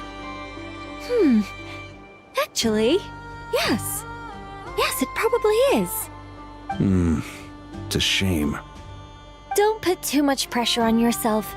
Tevat has faced annihilation many times in the past, but it also gave us you, didn't it? Hey, don't give me that. It's not like I'm anyone special. I disagree. Every human born in this world is special. We angels have always believed that. In that case, this humble human being has a big favor to ask of you. I thought you might say that. I'm sure Alice, in her great wisdom, sent you here precisely to help us in this difficult time, yes? Well, that has less to do with her wisdom and more to do with my power. Of course, of course. Well, the thing is, these elemental defenses we're about to build, I don't think it's a question of if they'll fail, but when. Durin's findings from his patrols make it clear that Dottore is constantly expanding his territory. First it was his lab, then the design bureau, and now this. It's not realistic to completely stop him encroaching on the rest of Notcry. Rather, our goal should be to stall him for as long as possible. If Miss Sandroni's calculations are correct, well, they're the closest thing to certainty we have in this situation, so let's assume they are. Anyway, her calculations suggest that our best hope for victory lies in Miss Columbina's return. It's up to us to slow Dottore's advance and buy time for her to make a return. Are you asking me to help you with building the defenses? No. I'd like you to prepare for what comes next. When he eventually reaches us, we will have to fight him. You were an angel once and a mage now. I'm asking you to lend us your protection. Oh. Can I take it that you're triggering the terms you fought for during our three-way talks? Well, technically those terms were about protecting Mondstadt. But if you're happy to agree to the change in location, then yes, let's do that. You're cashing in on this much sooner than I'd imagined. Well, yeah. The way things are going, I might not get another chance.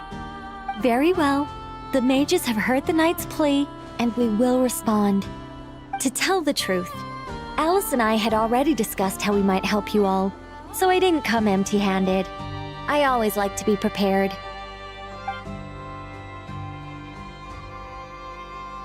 This is... wow. Yeah. This is great. Seriously, thank you. It's been many long years since I had a chance to dazzle humanity with a little divine intervention. To humbly serve as a reliable and responsible guide. Anyway, Knight of Boreas, please accept this gift in recognition of your great virtue. Go now. May the angel's blessing deliver you safely to your destination.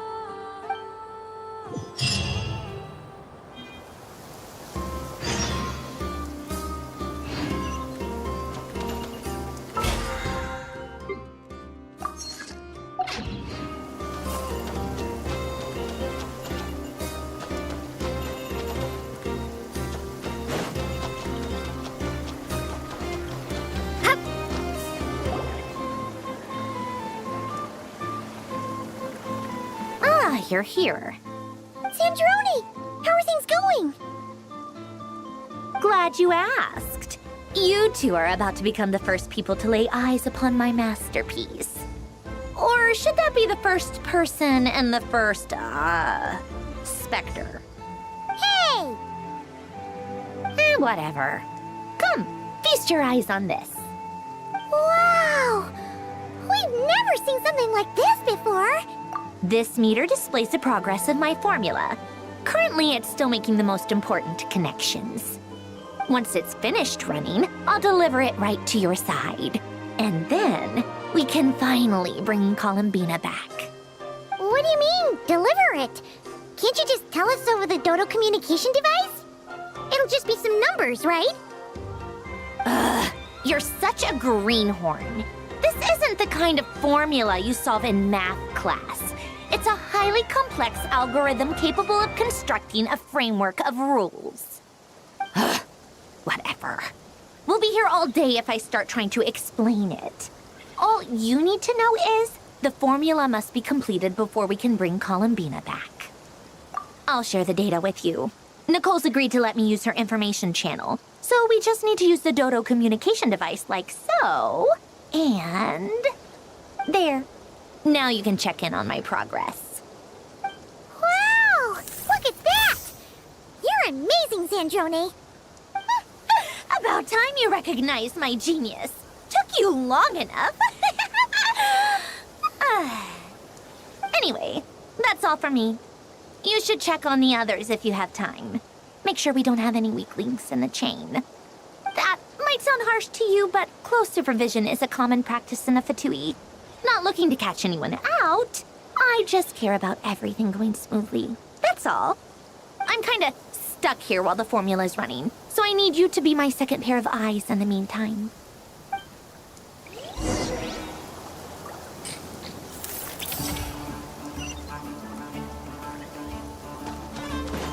Let's roll!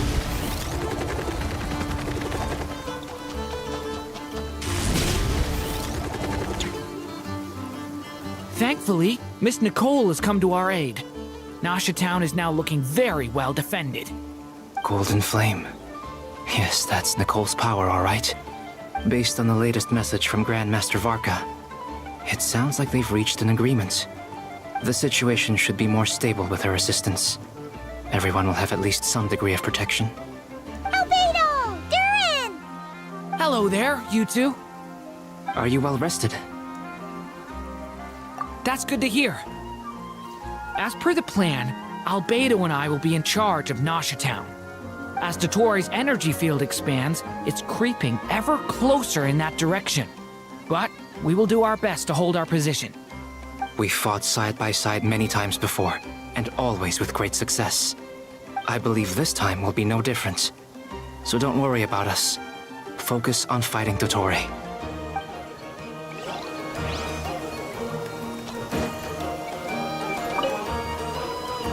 Traveler, Paimon, a pleasure to see you both. Friends! How's everything coming along? Fairly well, if I do say so myself. Personally, I am ready to confront Dottore head-on. Ooh, you sound much more serious than usual. To be honest, I am not usually fond of exercising my full strength. For one thing, it's hardly conducive to maintaining a low profile. Besides, I believe one should have the right to choose when to show their hand. I am conserving my strength until the moment of battle is upon us. Anything to boost our chances of victory. Seeing you get into the zone like this really puts Paimon at ease. Huh, Traveler? I consider it an honor to have your trust. Rest well. I look forward to seeing you both in your element during the battle.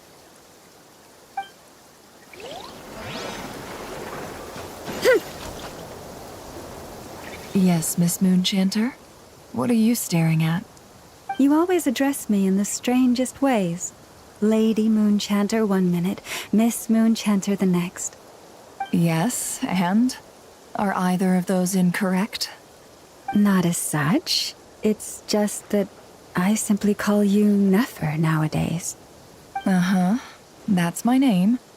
What's your point? The point is I don't add any honorifics or titles. Meaning what? That maybe we're on friendlier terms now than we used to be. Is that how you see it? Then I thought I was the one with eye damage. Never! Wilma! Paimon, Traveler. Just swinging by to check in on you. How are things going? Did you manage to get some rest? Don't worry about me. I won't slow us down. And I give my all to ensure our victory. Ah, yes. Allow me to give you two a quick checkup.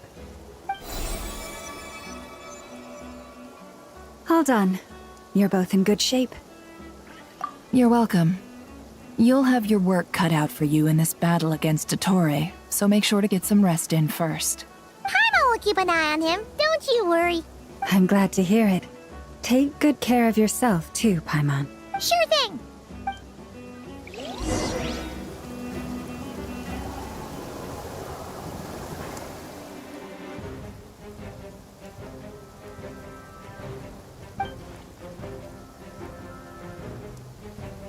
Here they come. That's quite a horde. As we expected. Get ready, everyone! Take your positions and prepare to engage. Let's begin. I'm at the ready.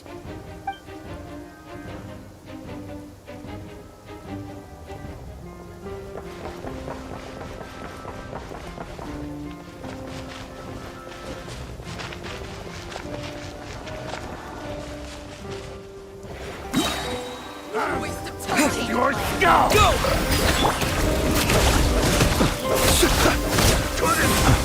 The night cometh.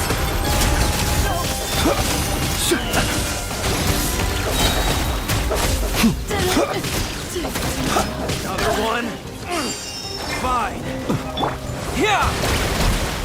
Water jet! Observe to dust.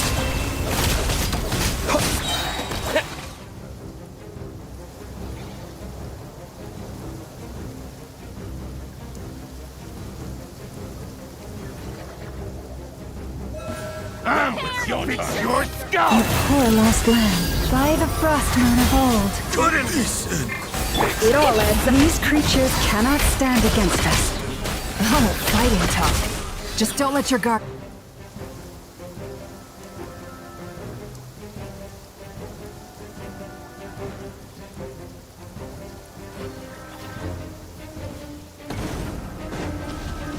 Burst forth! Moment of birth! Devouring claw! Stay away from me!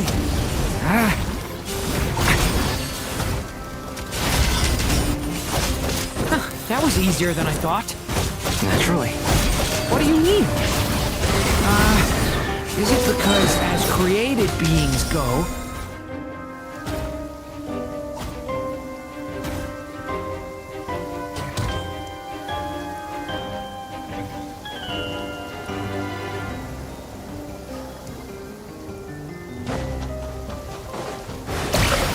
Bombs away! Forest, protect. No more lies.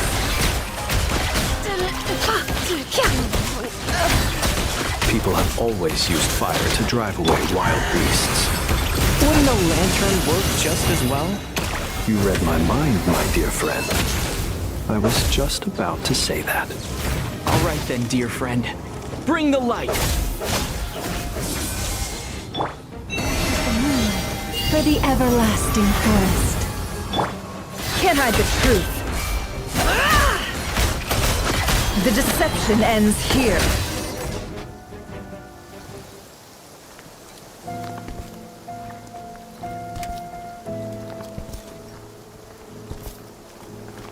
You're looking well. I trust you've had a good couple of days. Dottore. It's actually a good thing, in my view. If the subjects of my experiment were to die prematurely, it would throw quite a wrench in the works. And so, I must thank you all for your resilience. We are no longer on the same level, but you are nonetheless worthy of my respect. A creator god should be merciful and gracious after all. And in any case, it is only right that before I end your lives, the world is informed of the arrival of their new god.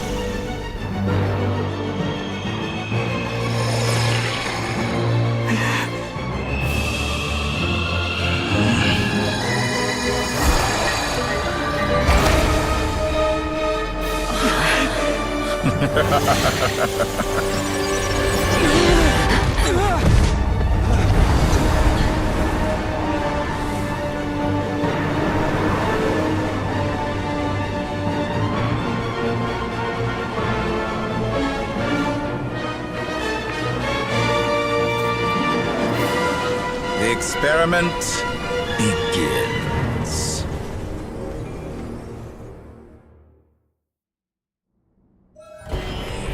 With the marrow of the three moons in my hand, behold the false moons fall!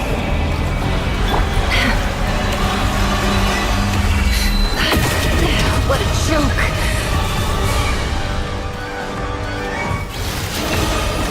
Be silent. Close your eyes. It all adds up.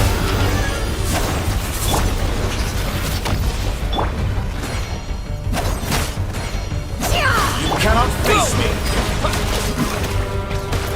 Found! Entropy bends to... Can't hide the truth. It all falls into place. That's more like it. Somersaults of power. You poor lost. Be silent. Close your eyes. How dull!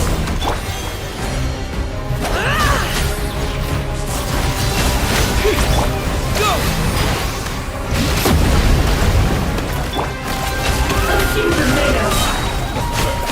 Like an ant in my paw. Oh. I've been moved inside another space. And it's sealed off. Looking at the structure of it, it seems like Dottore intends to trap us here. There's no exit. Our endurance is about to be put to the test. Water jet! No more lies. Can't hide the truth.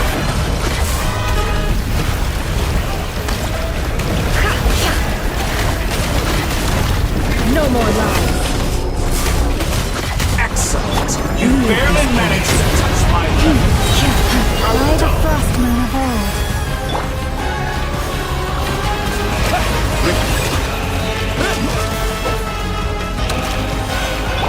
Seek within. It all adds up.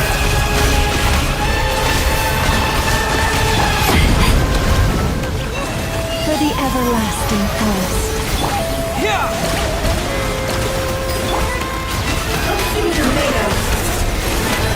The mystery unravels. Good. Keep it up. That's more like it. No more lies. Results of the three moons in my hand. Behold the false moons fall.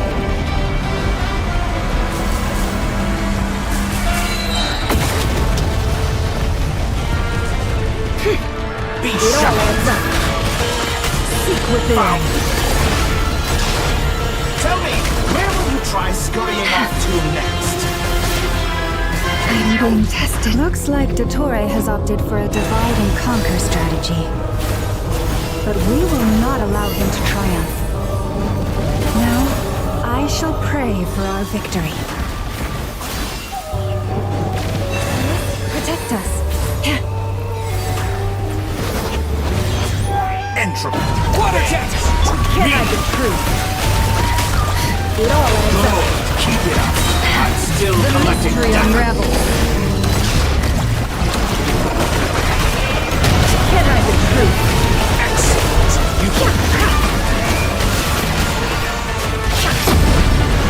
It all adds up. Pathetic. Water jet!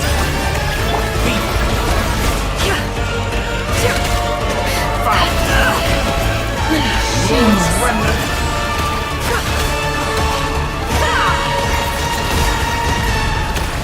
No more lies. Ah, and here I thought you dodged that. It all adds up. Go!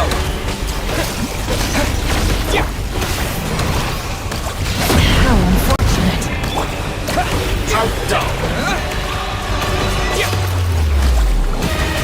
Water jet! Be annihilated! That which cannot stand against me. What's this supposed to be? A knockoff version of the space Columbina got trapped in? There really is no way out. We'll see about that, Dottore.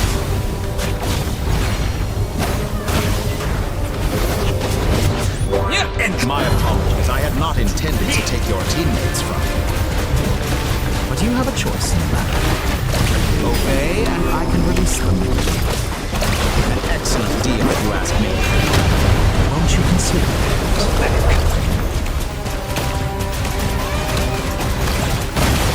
Be shackled! Foul!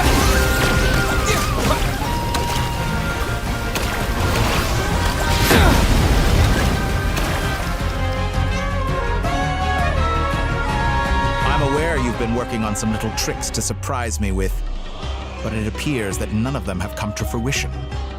My guess would be that you're trying to bring Columbina back. But then, where is Sandrone? Or are you trying to buy time for her? I always found their friendship to be a curious phenomenon. Two highly incongruent personalities, and yet they share a deep connection. Speaking of Columbina, I once saw her as like a younger sister. We got along quite amicably while she was with the Fatui. But then one day she suddenly decided she would refuse to take part in any further experiments. To this day, I truly don't understand what I could have done to upset her so much. It's such a pity.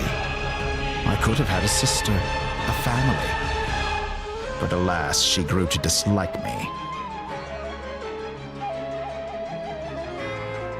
You're not fit to be family to her. That I can't deny. So many people, all obsessed with playing out the same tired old dramas. This world is rotten to the core. And then there's you. You had every opportunity to reach the right conclusion. The thought of killing you off like this? But I maintain that I approached you in good faith, so I will offer you another chance. Will you work with me? You have until I count to 10 to make your choice. 1, 2, 3. Not in a million years.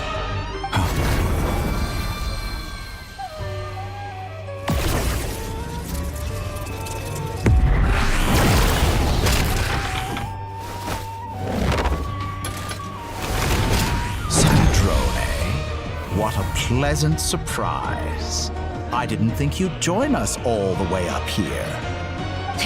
You're as sick and twisted as ever. Don't fool yourself into thinking anyone's grateful for the chances you're offering them. Sandrone? But the formula hasn't finished running yet. Funnily enough, I was just discussing a collaboration opportunity with the Traveler, and then I see you, who I must say is a good example of an opportunity gone to waste. Gone to waste? I said that everyone would get one chance, and you've used yours to march right back into the lion's den. So yes, it's an utterly wasted opportunity. And what makes you think I believe a word that comes out of your mouth? I was planning on disposing of your little formula after wrapping up more urgent business here. But since you've taken the trouble of serving it to me on a silver platter, I can simply bring it forward in the schedule.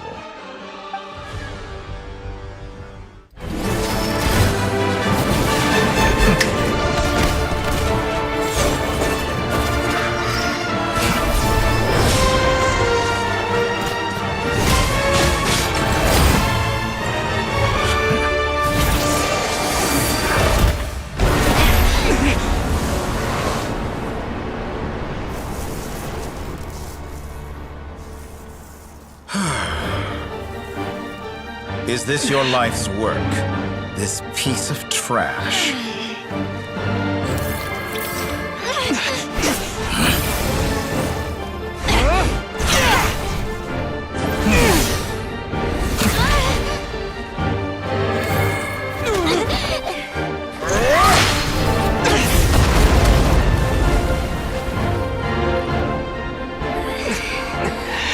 Your formula runs too slowly, Sandrone. You put your hope for success on others instead of fighting dirty. That is why you have failed.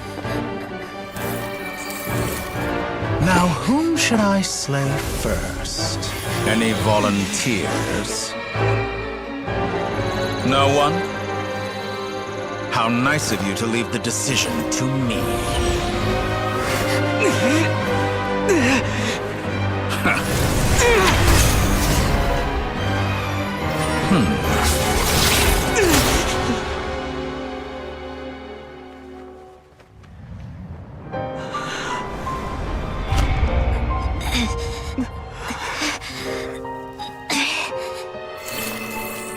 Oh, how unexpected. Sandrone, any last words for me, comrade?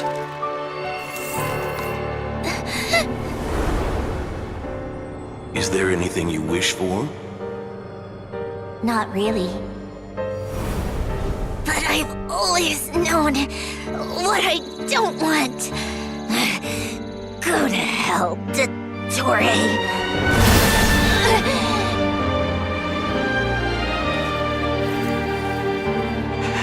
No!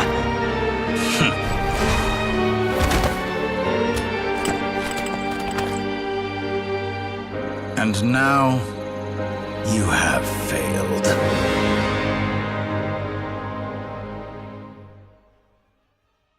Sandrone! Now you see how fragile mechanical contraptions are. Just a gentle tap, and they fall to pieces. However keen of an inventor Sandrone may have been, her death spells the end of the formula that was running inside her body. Of course, I have to commend her for making it this far. As her colleague, I have to admire her stubborn tenacity. Now, it is time for you to take your place by my side. My count was interrupted, but the second chance I extended to you still stands. Once again, you are welcome to join me. By now, I'm sure you have gained a greater appreciation for the power and authority I wield. What is stopping you from embracing a new world of endless possibilities? Not in the mood to talk? As you wish. You seem less talkative than usual today. I'll change the topic to something more apropos. Sandrone was always like this, never trusting anyone, always so reluctant to share her research with them. Objectively speaking, she had her strengths. It is remarkable how she extracted and even optimized the world formula from so much data. But her inability to trust was her undoing. Had she allowed someone else to monitor or run the formula for her, you might still have a chance at victory even now. But regrettably, she was a stubborn fool. As much as it pains me, she had to go. Dottore, maybe this is news to you, but people can change. Columbina surprised you when she escaped. And I think Sandrone would surprise you too. Change? You can twist the truth however you want, but I see it clear as day. You're the one who can't trust other people. Is that how you see me? By this point, what can you hope to do about it?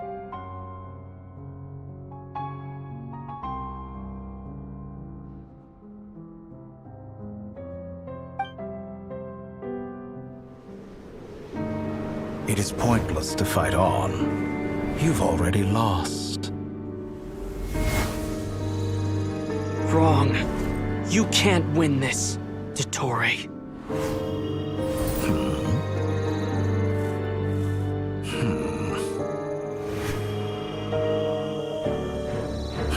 What?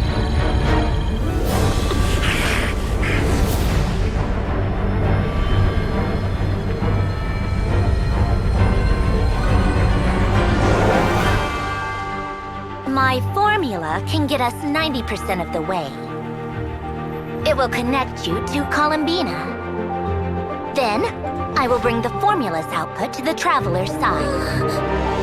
For the last 10%, do whatever it takes.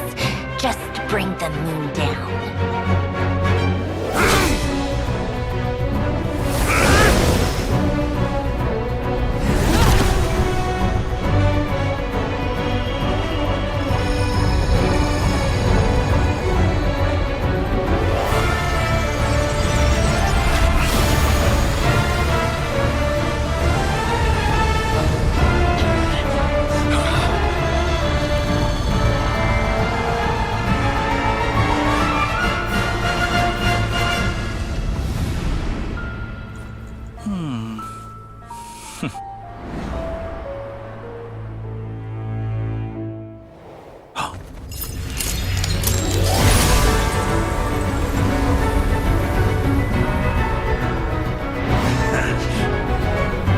The moon will never be yours!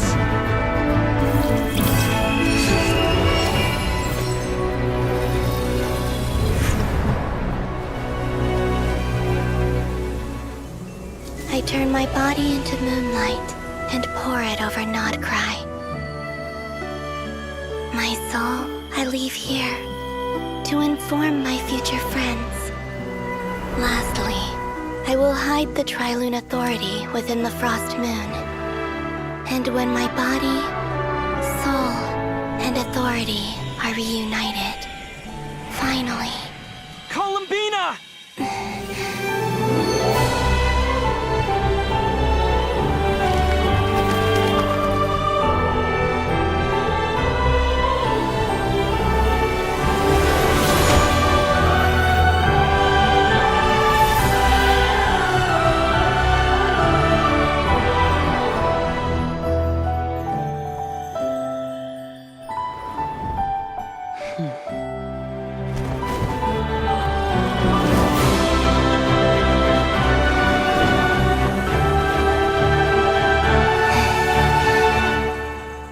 been too long.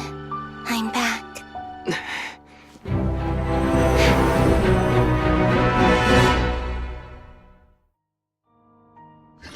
Stay focused on the battle, Traveler. What a touching reunion. Though I personally find myself repulsed by the sight of weaklings huddled together for warmth. Now, you're quite finished patting yourselves on the back. Show me how long you can struggle before you drown. Watch out, Columbina! She can manipulate space itself! I know. Wait for the right moment. We'll strike together.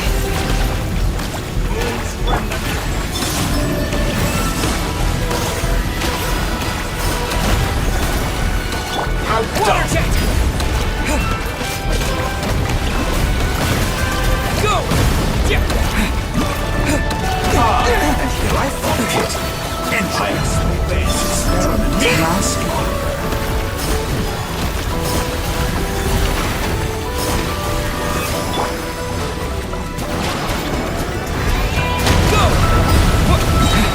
Yeah! Like an ant in my palm.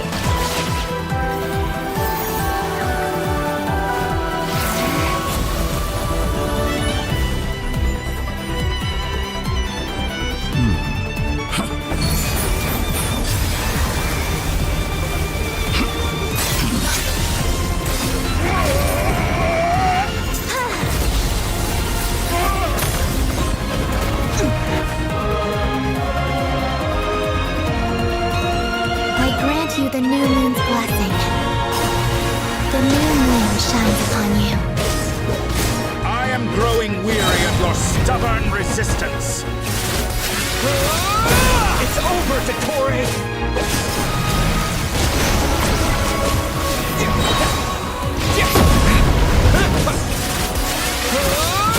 Time to pay for your heinous crimes! No longer must the world cower in the cold night.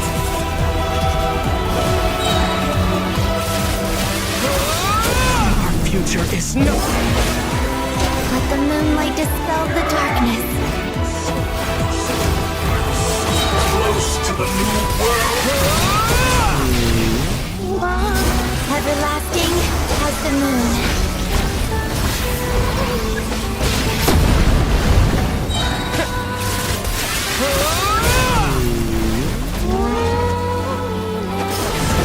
I could shape the new world. Only I...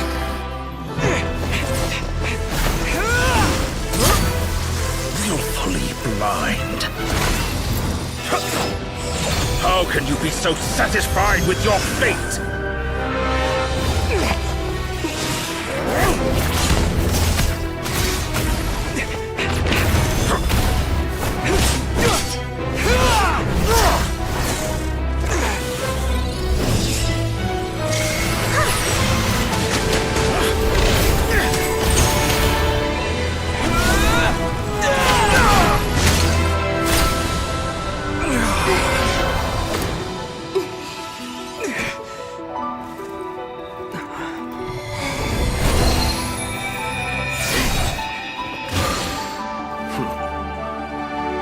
This battle was never about fate.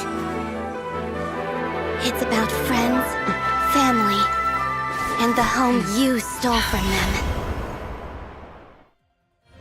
So dull. Only the weak rely on each other for comfort.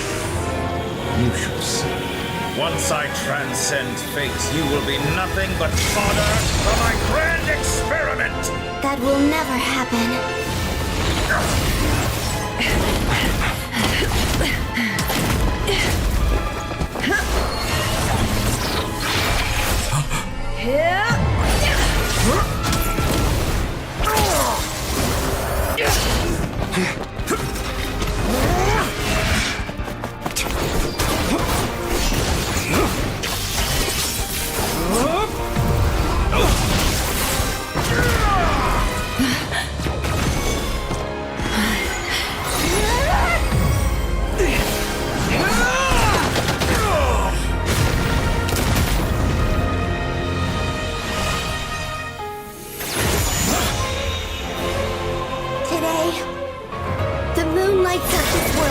more!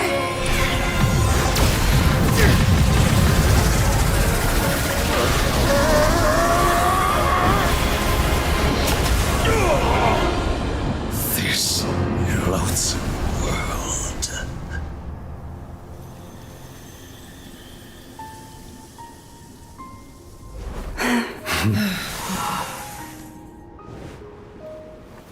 No, this world is our home.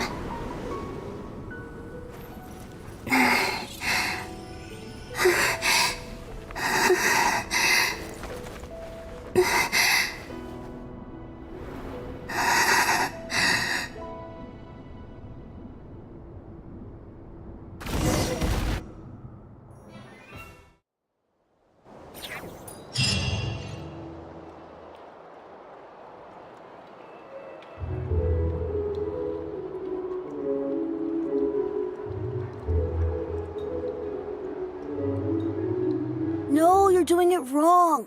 The moon looks like this now. What are you drawing, children?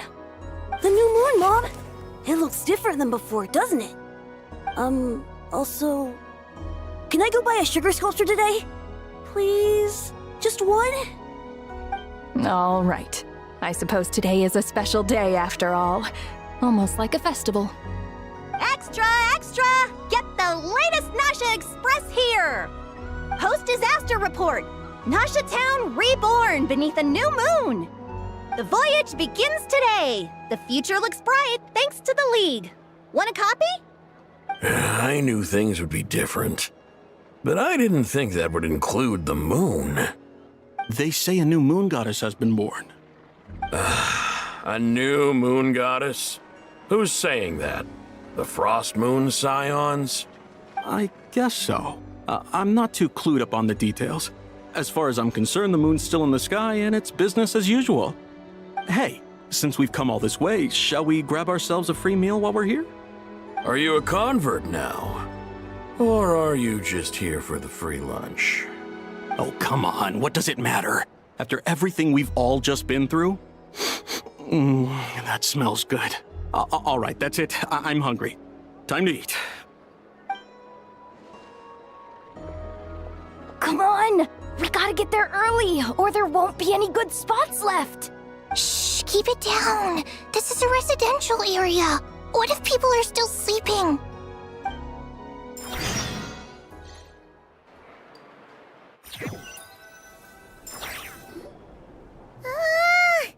Why is it so noisy outside? It's okay. Paimon was pretty much awake anyway. It's been so long since we last had a chance to relax, huh? Feels like time is moving slower than usual. What about you? Did you rest well? Still winding down from everything that's happened? Or are you wondering how our friends are doing? Or is it about what Dotori said to you? Okay, if you say so. But don't push yourself, alright? Let Paimon know if you need to talk. What we just went through was a lot. It's totally normal if you need some time to get back in your groove. Luanatar disappeared after Columbina came back. Apparently, she was part of Columbina's soul or something. Still, Paimon kind of misses Luanatar somehow. Anyway, you did great. So did Paimon. We all worked our butts off to contain this disaster, and in the end, we made it. So, chin up, Traveler. You should be proud of yourself. Hey, don't poke fun. You should be glad that Paimon's growing as a person.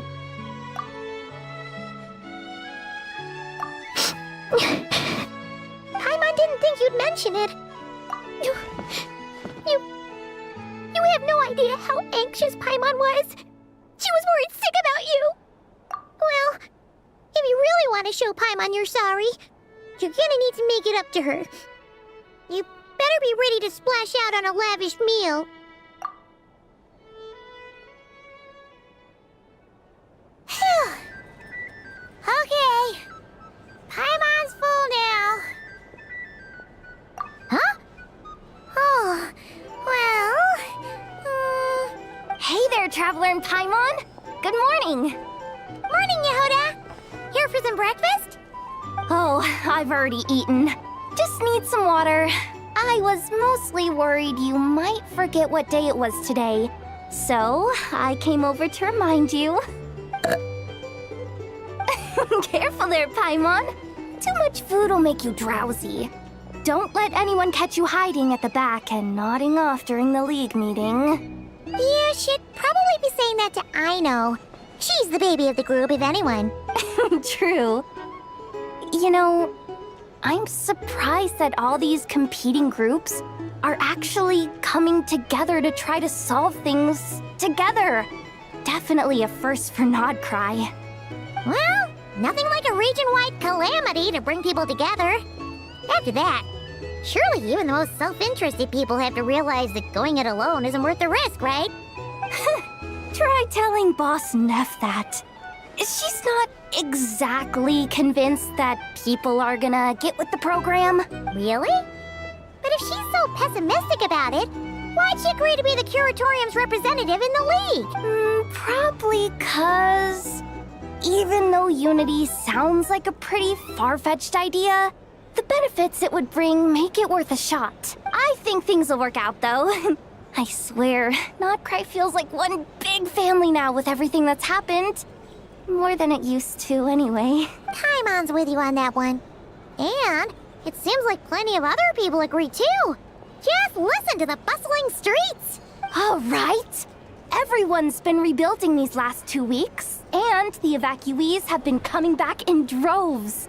Life's slowly returning back to normal. Which means my workload's probably gonna shoot back up. Were you about to head out? There's still some time before the ceremony begins, you know. Yeah, we were gonna take a stroll around the square and say hi to some friends first. Sounds good. See you later then.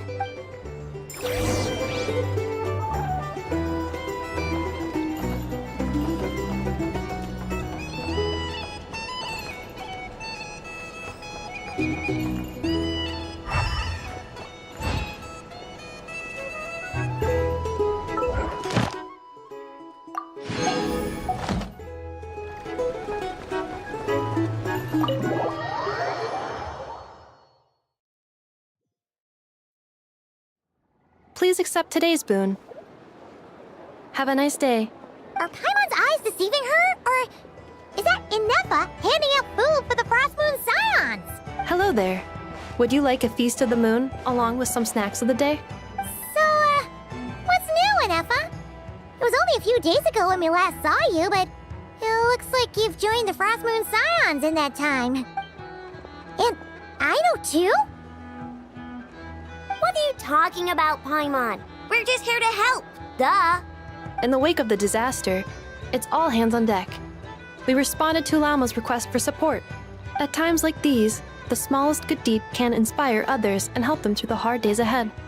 And we're using eggs and heating tubes to make that a reality. In true Krumkake Crab Shop style. Inefa! Did you hear that? The Traveler said I did good. The Traveler!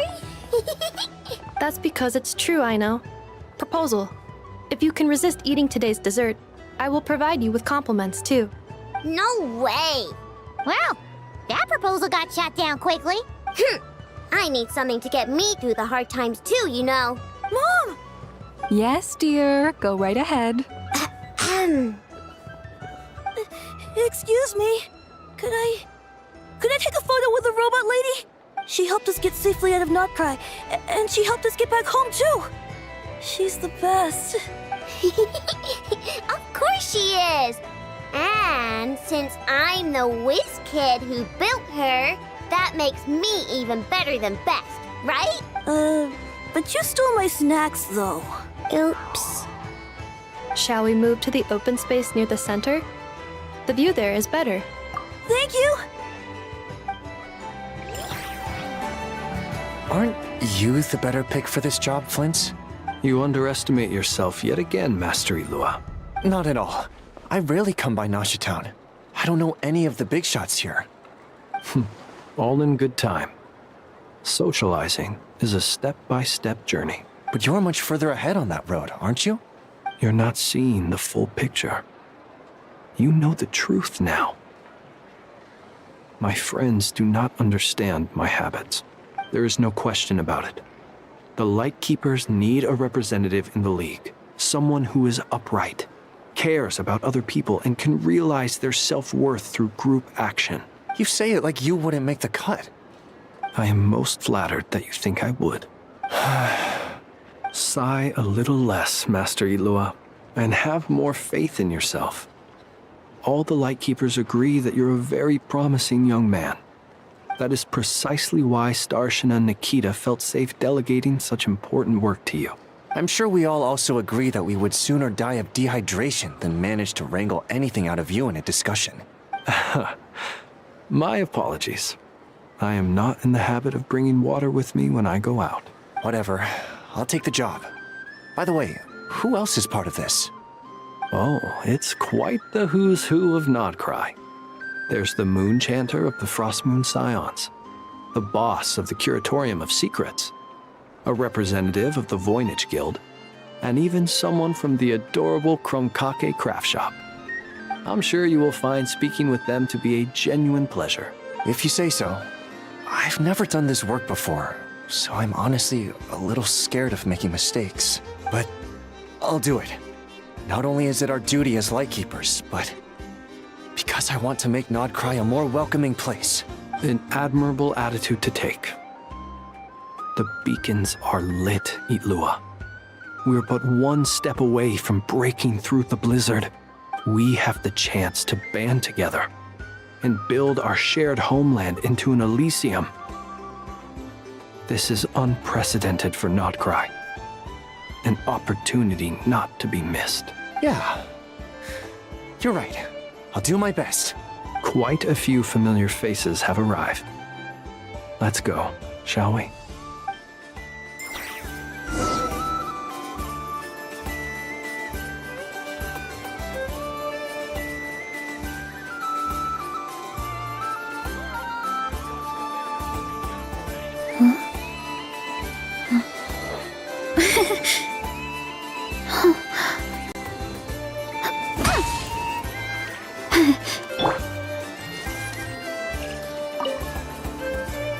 You look so cool when you fly, Miss Robot, and when you use your spear, too! And even though you took my snacks, it's pretty cool that you can build stuff like this. You've got so many inventions. It's amazing! Also... Micah, we need to go now. 1 second! Please take this feast of the moon, as well as some snacks. Share them with your mother and your lovely family.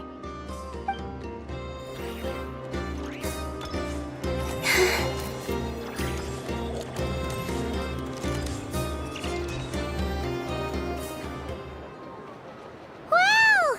Everyone's here! You seem well rested. I know no one's asked, but I'm sure you all want to know, so let me just say, we're doing great. Thanks. Well, great, but not perfect. Starting to lose my mind from boredom. Can't drink a drop of alcohol while I'm waiting for my wounds to heal. I'm sure you had a sneaky swig or two. Wait, how'd you find out? I'm sure you must be missing Mondstadt after all these years away, Grandmaster. Yeah, you could say that again.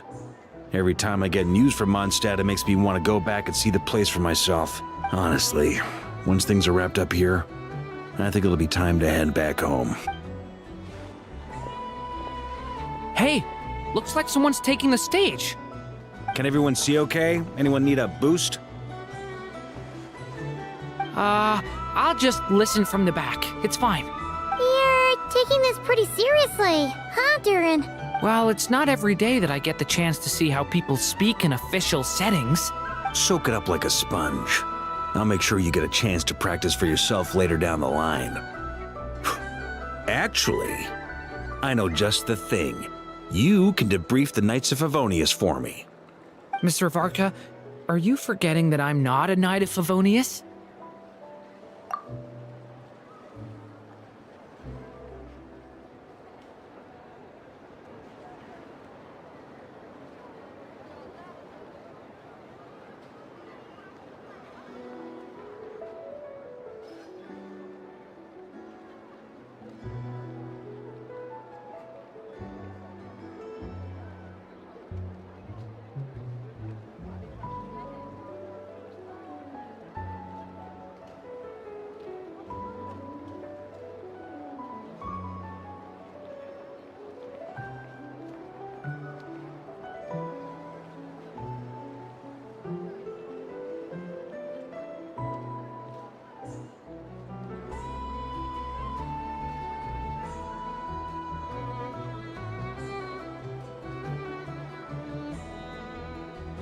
I can knight you. Any particular title you'd like? Is he joking? I really can't tell. You'll have to figure this one out for yourself. It'll be a good learning experience. It is my honor to host the opening ceremony for the League, and to have this opportunity to speak to you all in my capacity as Voynich Guild representative. Could this person also have been pushed onto the big stage by the real big shots? Guess I'm not the only one then. We come here today, having weathered the trials and hardships of yesterday, and having learned from them the importance of unity and cooperation. All right, here we go. Uh-oh, looks like Aino's off in Dreamland already. Wait, Boss is looking kinda drowsy too. What's up with her? Come on, get this speech over with already. Nodcry is our home, the land we rely on for survival. And as we chart a course for the future, may we persevere through the storms ahead as we sail towards a new era of prosperity, freedom, and hope.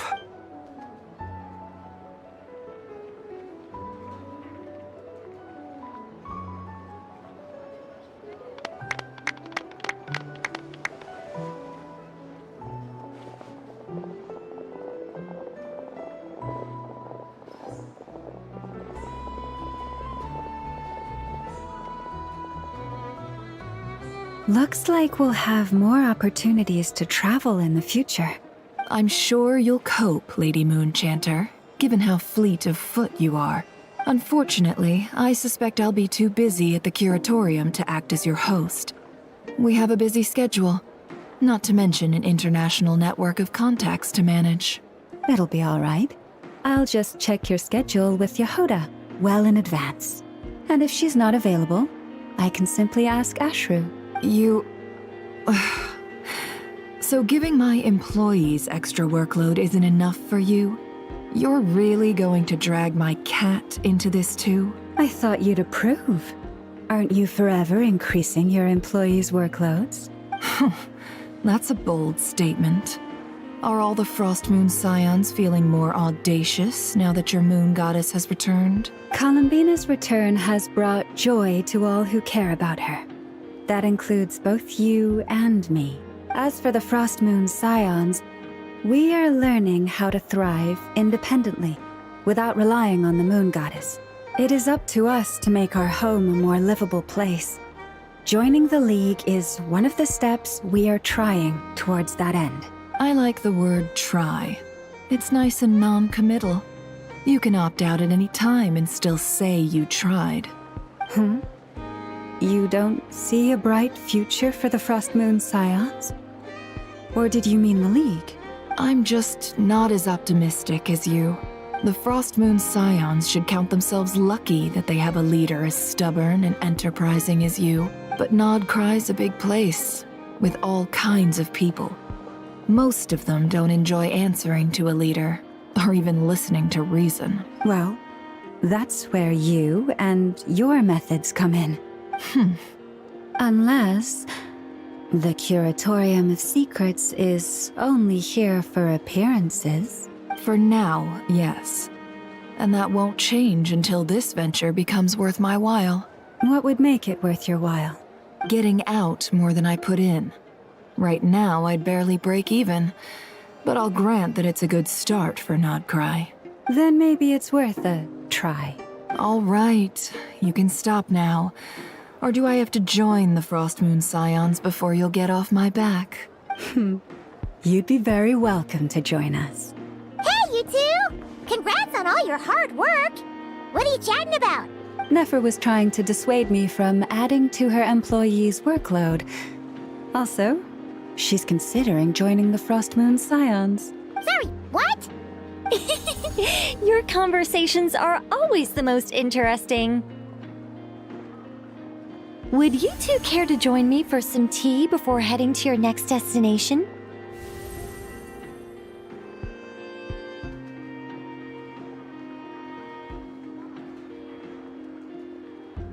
Nicole? Wait, where are you? Aren't you gonna show up today? Sadly not. I'm otherwise occupied right now. I'm sorry, Paimon. I can hear how disappointed you are. If it's any consolation, Let me say that how things appear on the surface is a far cry from what they are at their core. Perhaps you'll feel better if you focus on the fact you have a special line of communication with the great mage herself. Okay? Has something happened? No, or not yet, anyway. Well, that's not ominous at all. Not for the time being. Just think of this as a general check-in to make sure this communication system is still running smoothly. Besides, it's good to chat once in a while if we want to maintain our friendship. You could have just said so. Paimon got all worked up for nothing. Still, the best friendships are built through face-to-face interaction, you know? It's never gonna stop being weird having tea with you when you're not there and just talking to thin air. All right, fair point. I'll bear that in mind for next time. Yeah. Any update on that crisis at the world's borders? Alice just informed me that they had their work cut out for them. And now everyone's thoroughly exhausted. But they did finally get things back under control. Still, we can't let our guard down yet. The disruption caused by this disaster has made Teyvat easier to detect from the outside universe. She plans to wait for things to stabilize, then reschedule her Mondstadt vacation plans. As for me, I agree with Hat Guy's perspective. This is a time when many new variables are emerging, and the situation is changing constantly. Plus, most of this change is for the worse. We have to remain vigilant and ensure that the embers of chaos are not rekindled. I did notice that the energy in Nodcry changed somewhat after the War of Funerary Flame, but since it was still aligned with the Light Realm, I never gave it a second thought. It looks like I'll have to examine the connections between phenomena I observe more closely in the future.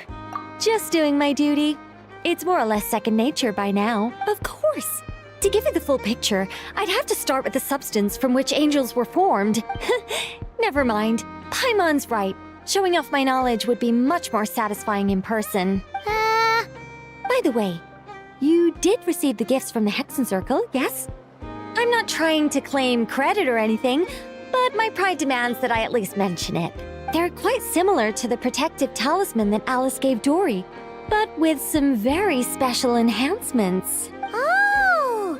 So that's what kept our friends safe when Dotori trapped them. Indeed. We went to great lengths to make sure they were invisible to his eyes. I'm so happy they came in handy. Still, not fishing for gratitude, by the way. I just want you to be aware that sometimes your friends may be protecting you in ways you cannot perceive. Anyway, I'll contact you if anything else crops up. If not, you know what they say, no news is good news. Oh, my angelic instincts are tingling. They say you should head to the docks next. Your friends are about to board their ship home.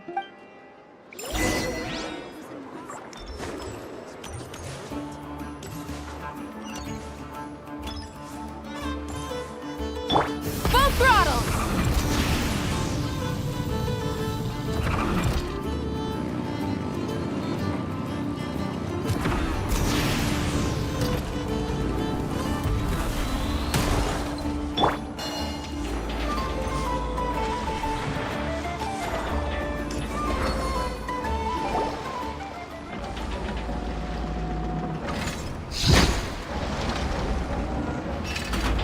You're here. You're here too, Hat Guy! Are you heading back together? No. I'm bound for Sumeru, and she for Fontaine. We just happened to cross paths at the harbor. Everything seems fine. Sandrone may have an abominable temper, but she's always been very responsible with important calculations, and things entrusted to her by valued friends. You always speak as if you know us inside out, Mr. Hat Guy. Maybe I'm just a good judge of character. I certainly hope that's all there is to it. Regardless, you have been a significant help in this matter. For that, you have my gratitude. I didn't do anything special. Sandrone's the one who completed a seemingly impossible formula and turned the tide of the entire battle, even giving her life in the process. She's the one we should be thanking. Even we were unaware that Sandrone had hidden the real formula inside Polonia's body. She managed to fool Dottore into thinking the formula was running in her system by installing an identical-looking decoy within her. She probably realized that she didn't have the strength to stop Dottore. But this way, she could at least get him to lower his guard. She always worked like that.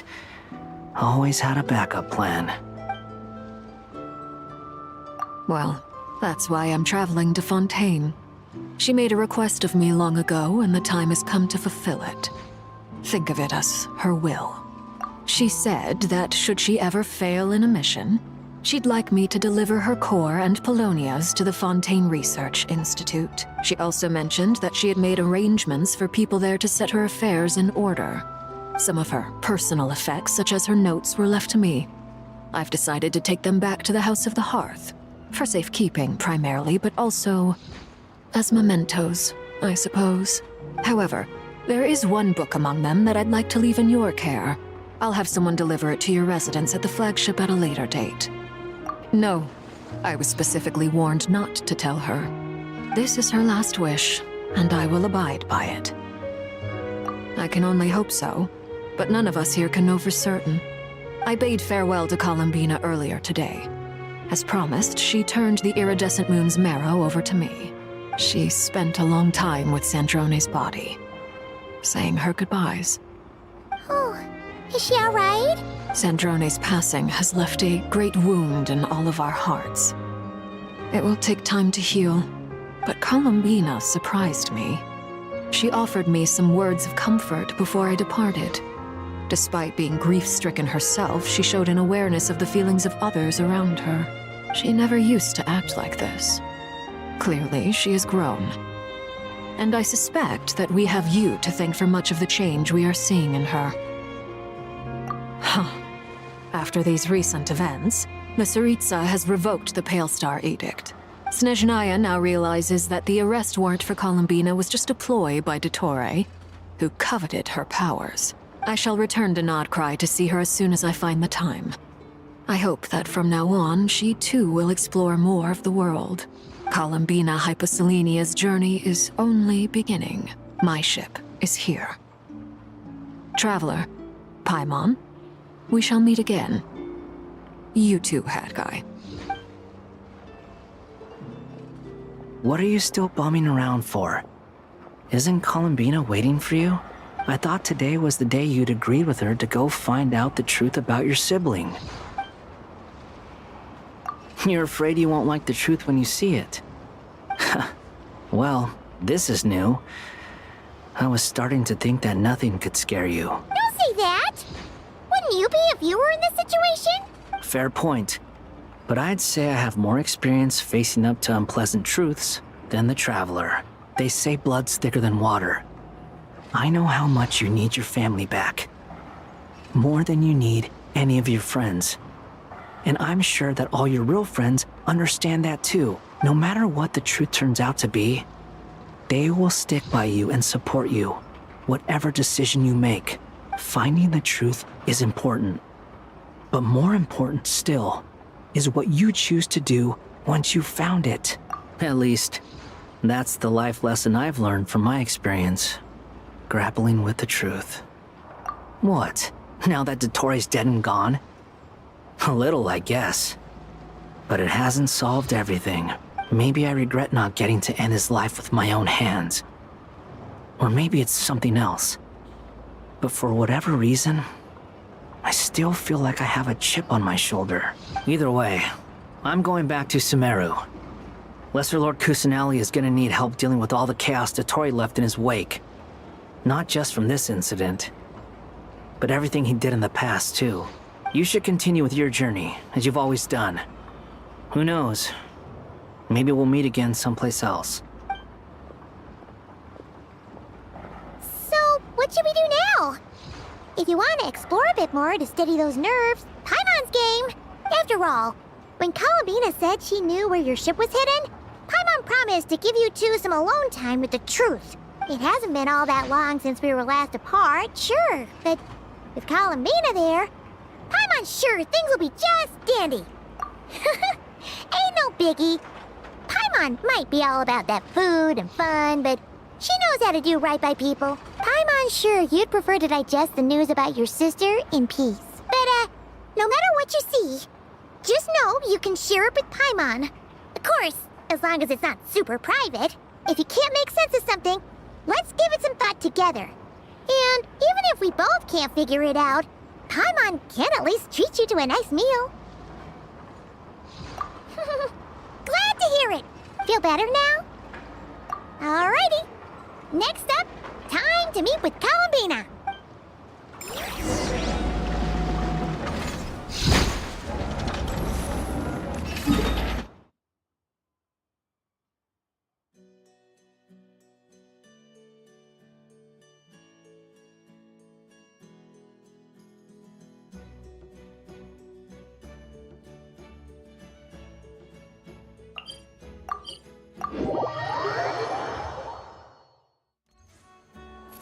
Add Astra.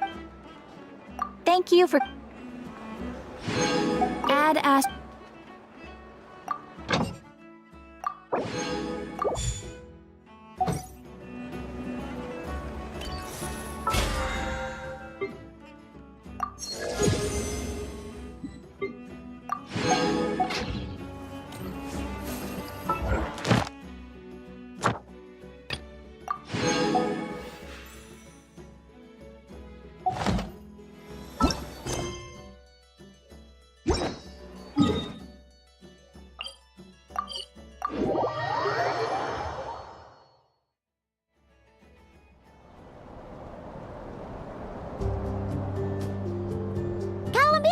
We're here! Can't quite believe we're meeting out here. We've gotten used to walking over to Silver Moon Hall whenever we go see you. Well, you're still welcome to go there whenever you want to see me. It's just, now that it's all over, I've decided to make some changes. Try and fit in with the Frost Moon Scions, like Lama suggested. The older generation are still timid around me. They don't dare get too close, and they bow their heads when I walk by. But things are much better with the children. I see more curiosity in their eyes. Hopefully, by the time the next Moon Prayer Night comes around, I can enjoy the festival with them as myself, without having to pretend that I'm only dressed up as the Moon Goddess. You'll do fine, Columbina! Paimon's sure they'll realize you're super nice once they get to know you better. You really think so? When we first met, you thought I was a little up in the clouds. Oh, we were just starting out then, come on! So Lama told you, huh?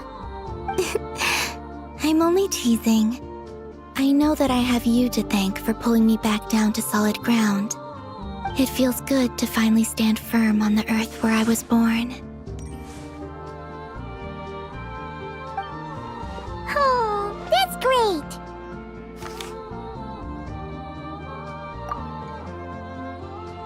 Thank you. I'll make sure not to lose it this time. Well then, are you ready? Lumine, what happened to our spaceship back then? Why did you leave?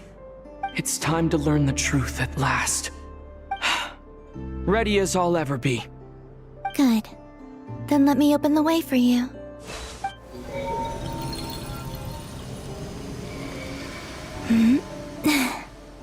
Where does this lead? To our shared destination. Huh? Do you remember me telling you about my missing prologue back when we just met? I said that my story began on the moon. But while I was inside the moon's reflection, I realized that my prologue was really hidden in the future. I just had yet to discover it at that point. The story of the time before I was born was in fact the story of my distant future. It's truly fascinating. But when I obtained the Trilunar Authority and returned to our present reality, I sensed something I hadn't expected. Your prologue. So you mean... Yes, your spaceship. All this time, it has been hidden on the frost moon, which lay beyond the sky. The great ruler of the firmament. The heavenly principles. Wait, them? Why would they do that? I don't know. Perhaps your ship contains something that is incompatible with Tevat. Or something that cannot be known. Oh, did I pick a bad time to say this? I know it must have been hard to work up the courage to do this. Maybe I should have waited until you were on the moon, with no chance to back out. That would have been kind of mean, you know. Take me there. Oh? Whatever is hiding in that ship, it belongs to me and Lumine. Those memories belong to us. No one else has the right to decide whether I should or shouldn't know about it. Not even the heavenly principles. Very well. Then let's go. You two take care, alright? And don't forget to come back soon! Rest assured, Paimon. We will. Traveler, after you. Thinking about the story that we'll find hidden on the moon? Yes. And hoping that it has a happy ending. Stories like that don't exist, you know? You don't believe in happy endings? I don't believe in endings.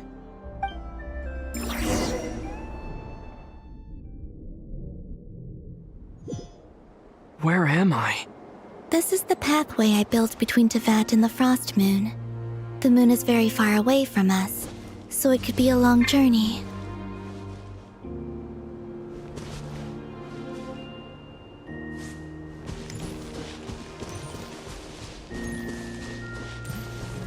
After I obtained the Trilunar Authority, I unwittingly saw past events from many of my friends' lives.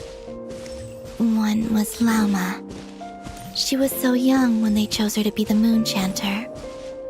From then on, the Frost Moon Scions looked to her to bring messages from their goddess.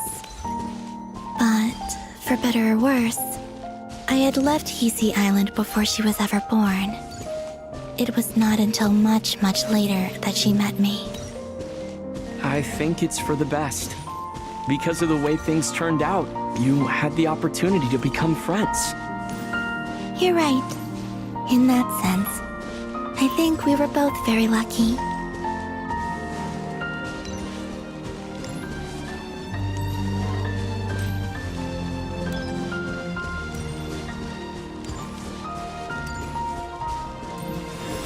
Oh, and about that mage, Nicole. I only recently learned that she has lived in Tevat since the time of the Three Moon Sisters. The Moon Goddesses always had a good relationship with the angels. I suppose our friendship continues that tradition.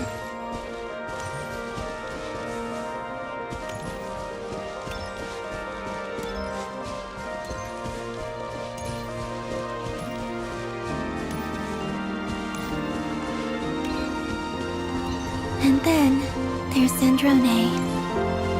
I never knew that much about her, beyond the fact that she was created by someone called the Lord Artificer. She, too, suffered for a long time before joining the Fatui.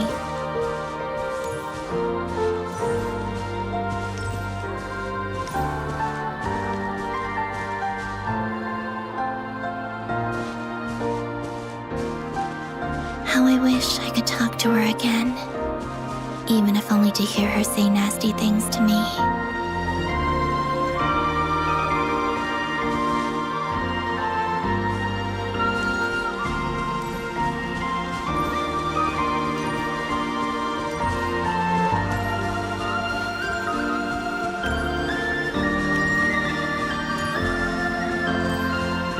Also, I saw your siblings' story.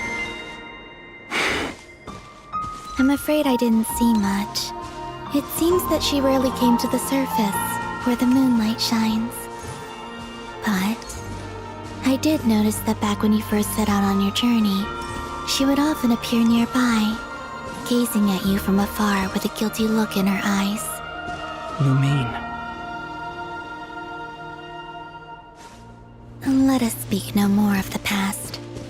I probably shouldn't reveal so much about my friends. It's not my place. Let the moonlight carry us forth, We are very close now.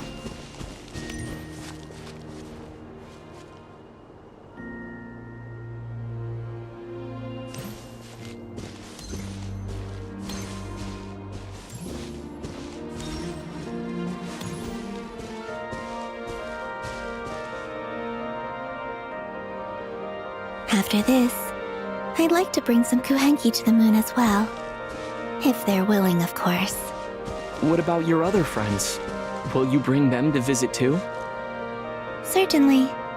But I'll need to tidy the place up first. This home hasn't received any guests in a long, long time.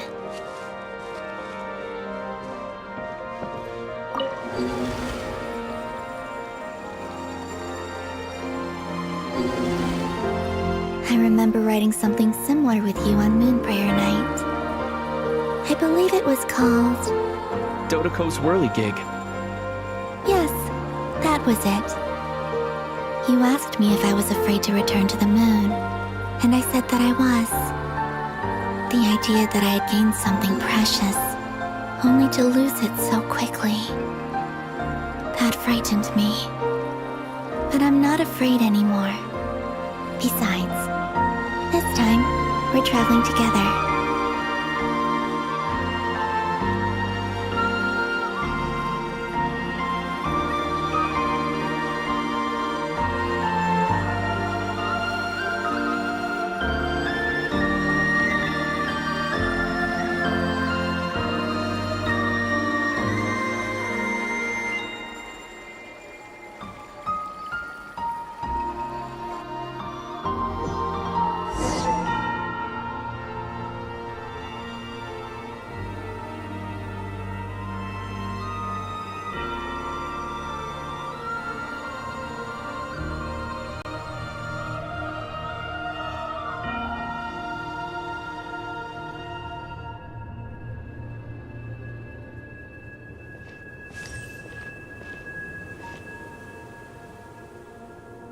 We're here.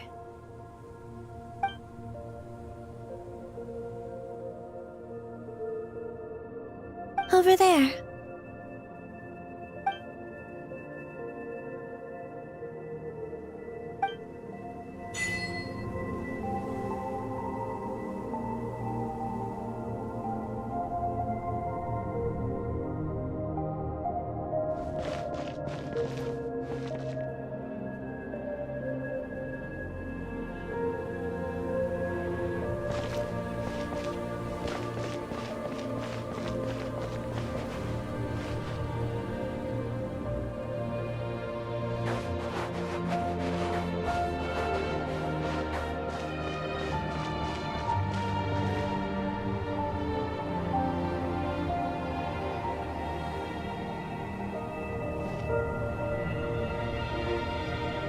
Our spaceship.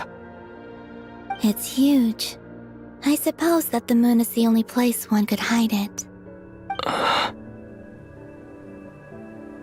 It'll be all right. Huh? The way you feel in this moment, I went through it too, on Moon Prayer Night. The door was right in front of me, but I struggled to find the courage to step through. Solitude for me once meant living a life in which even I was absent.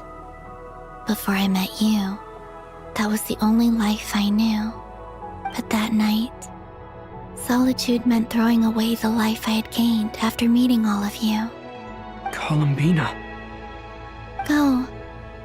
Retrieve the part of your life that was once lost.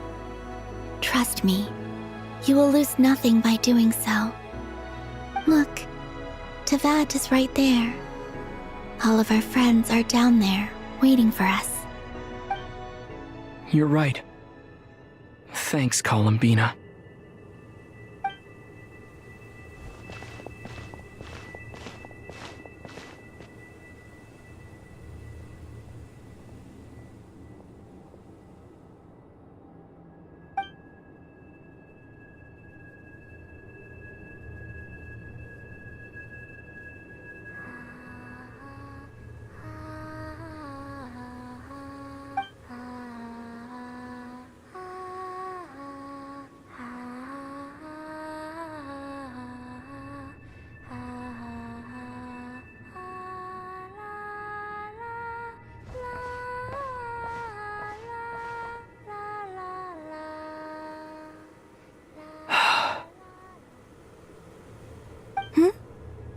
Finished? Yeah. Why did you take your eye mask off? Well, since my return, I've decided to take more opportunities to see the world with my own eyes. Besides, I've always wondered how Tevat looks from the moon. And what do you think? It's beautiful. I could spend a whole day here just gazing at it.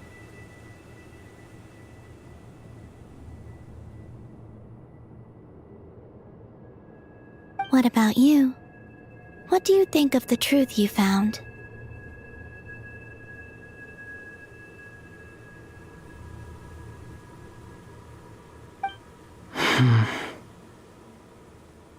I haven't looked at another person's expression in a long time, but I think yours is saying it was neither good nor bad. Keep this up, and it won't be long before you give Nephra a run for her money.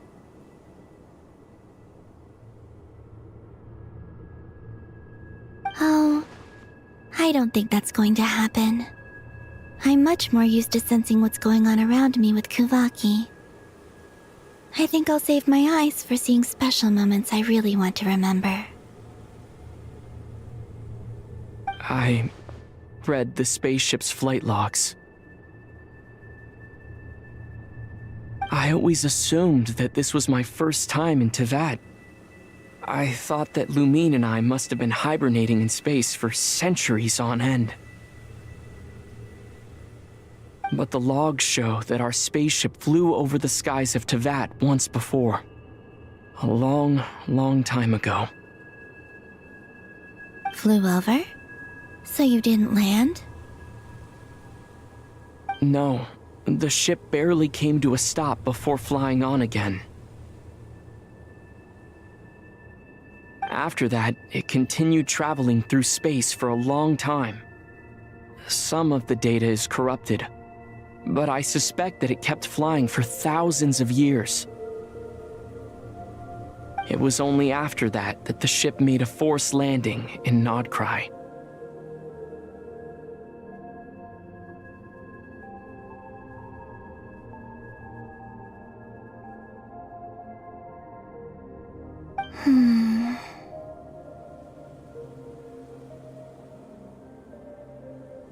When Lumine found me, she came from outside the ship. Could this mean that she left the ship long before I did? Maybe even during our first pass over Tevat. Are you alright? Yes, I can feel that the truth is coming together, one small piece at a time. I remember Lumine telling me that when she first arrived in Conria, she could not recall the past. So this might be something that even she doesn't know. Here, I made some space for you. Your mind must be racing, and this seems like the perfect place to relax and clear your head. Oh, wait, there's one more thing. What is it? Wait here a moment.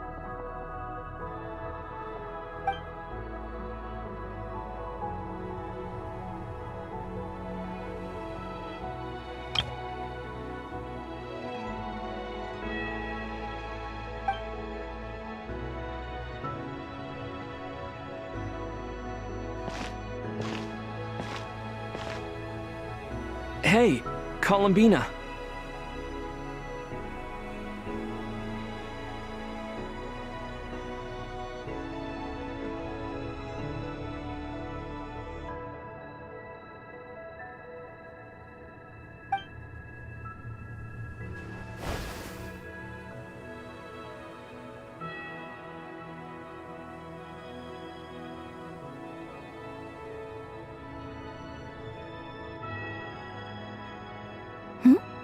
Is that a new outfit? An old one, technically. It's been in a cabinet inside the ship this whole time. It's a matching pair with Lumine's. She always liked this set more. Huh. I don't think there's a huge difference. Really? Yes, it's still the same you. You're the same person, no matter what clothes you wear. Only Columbina would make an observation like that. Traveler, do you consider Tevat your home? Home is wherever Lumine is. But then after all the time I've spent here, and everything I've been through, yes, I'd say it's my home. Would you change your answer if Tevat changed appearance? I mean, if the truth about Tevat turned out to be different than what you thought. I don't know, but I don't think so. The truth is not what matters most to me about Tevat. When I was first born, I longed for a home. And when you get something before you're mature enough to understand the world, you just take it at face value.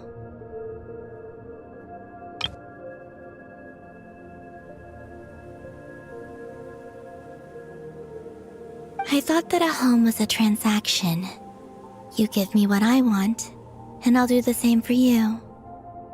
But you and your friends taught me what a true home should look like.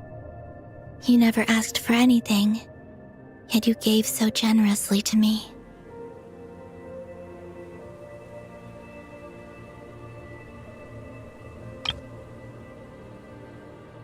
That's because your friendship matters to us.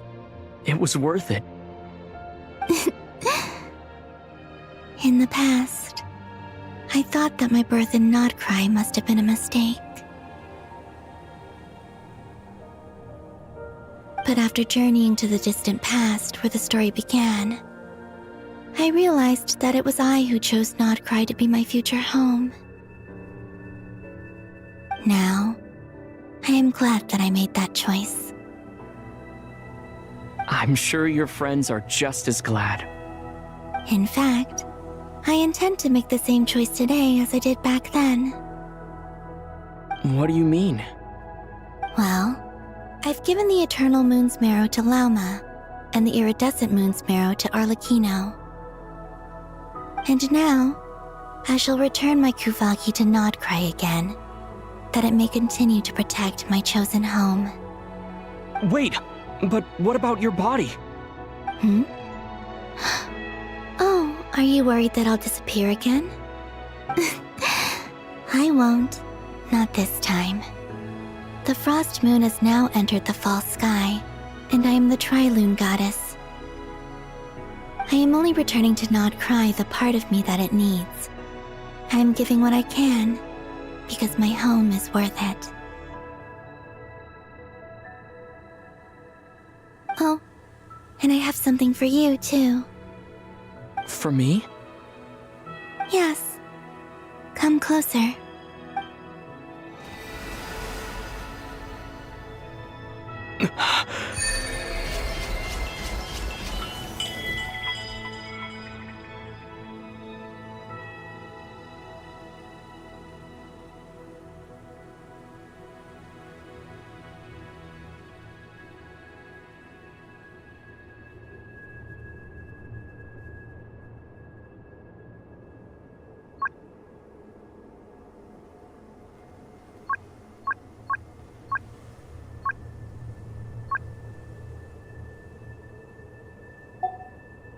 What was that?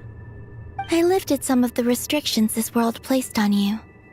I trust this will help in your future adventures. My power. It feels like it's grown.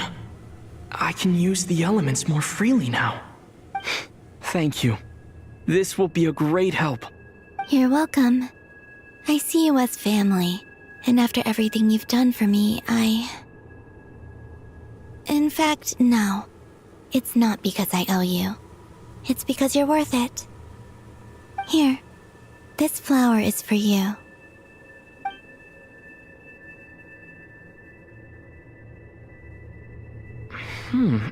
Isn't this a moon prayer blossom? Yes. Don't worry. You will never see these flowers lose their color again. I'm finally discovering the joy of giving. How I wish I'd learned this sooner. Hey, better late than never. What are you thinking about now? Why don't you take a guess? You get one shot. I don't think I'll get it in one guess. But I'm sure it's a happy thought. That's kind of a sneaky answer. I can't say you got it wrong. Down into that, the moon seems so far away. I felt it might always lie beyond my reach. But on the moon, everything feels so close by. The haze that once enshrouded the skies has finally been dispersed. I feel like a traveler on a winter's night, starting a new chapter in my tale by the warmth of a bonfire. I don't have a lot of luggage, but I do have a lot of hope for the future. Well, what's next? Next? To start with, I want to stay here just a little longer. After that, let's return home and continue our journey.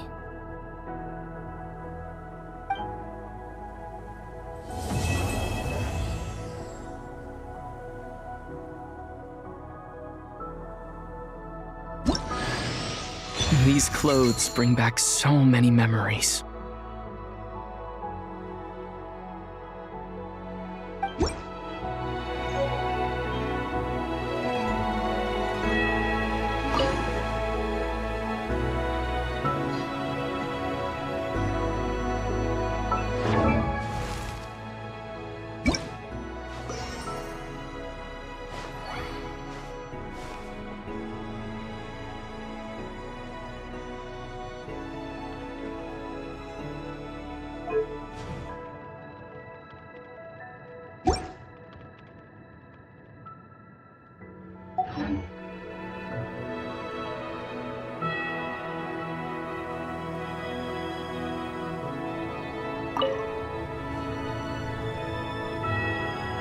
The journey goes on, for you and for me. Like I said, this is not the end. I don't believe there has to be an ending. Oh, is that your next destination? Most people would probably tell you to pack some warm clothes. But I experience things differently than most people, so I can't know how cold it is. In fact, it is home to quite a wondrous heat source. I think they call it Kreshnik's torch. Every city in Snezhnaya is built around one of those.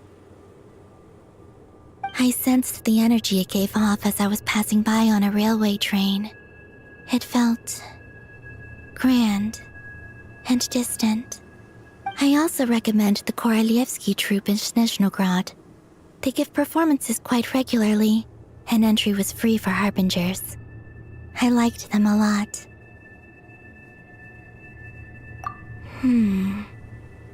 Ice cold and sharp. Crystal clear in some ways, yet profoundly unfathomable in others.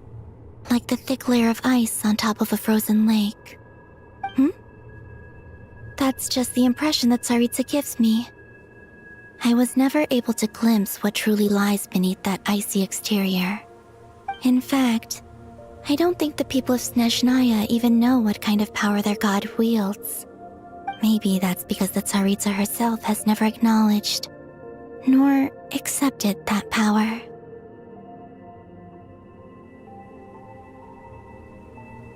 There's Regrator, the Rooster, and the Jester. Between them, they control a lot of what happens in Snezhnaya, but I can never wrap my head around how exactly power is split between them. I just know they are each responsible for many specific domains. I noticed that the Rooster and Regrator often appear to get along on the surface, while working against each other in secret. And theirs is not a friendly rivalry. but I wasn't particularly interested, so I tended to keep my distance. Now that I think about it, the term Mistelton often seemed to come up in connection with Project Stuja.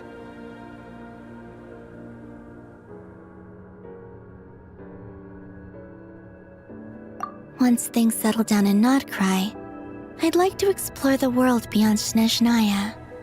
You've told me so many stories about the other places you've been to, and all the friends you've made there. I'm curious to visit those nations and see them for myself. It would also help me learn more about the journey that has made you into the person you are today.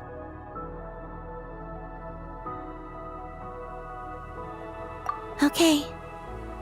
As you continue on your journey, don't forget to gaze up at the moon once in a while. It is, after all, no longer an illusion.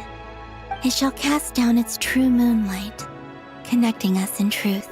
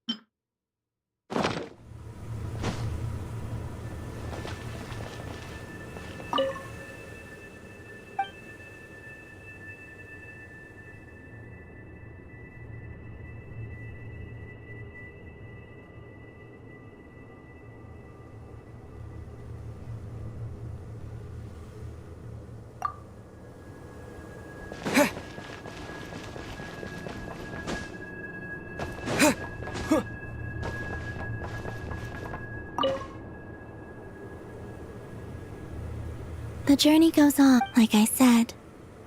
Okay, it shall cast...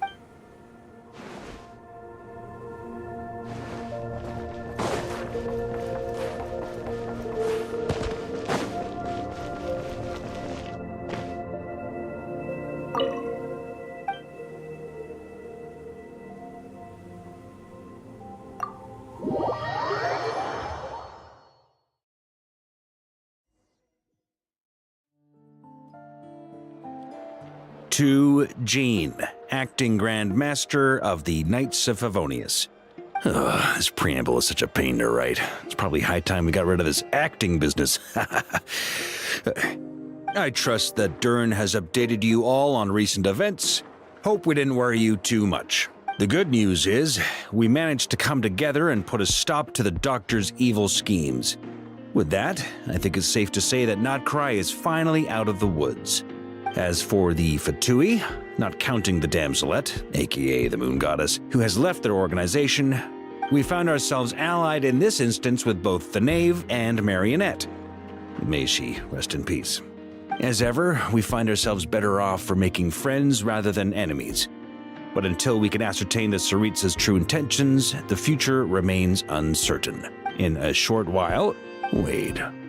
How am I meant to surprise everyone if I tell them in a letter that I'm heading home? Well, that would be a huge waste. Okay, got it. I will begin sending the expeditionary team back home in waves.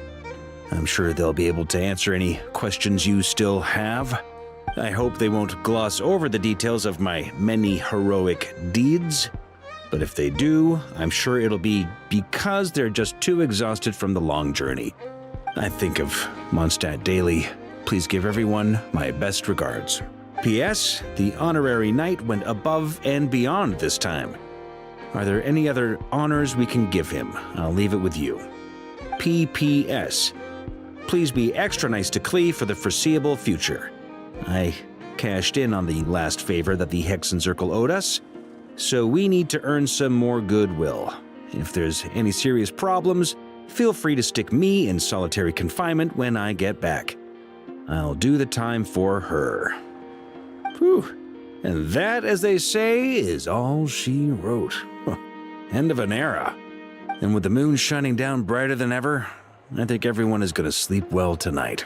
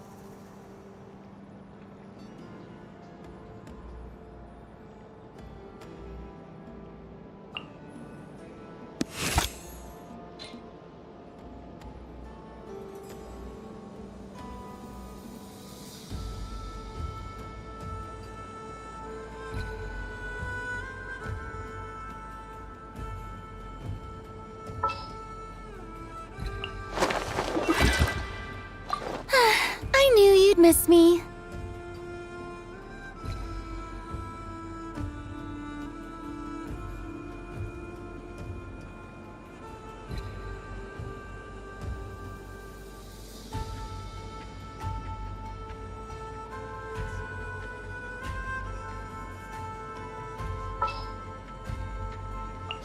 Ready to ride.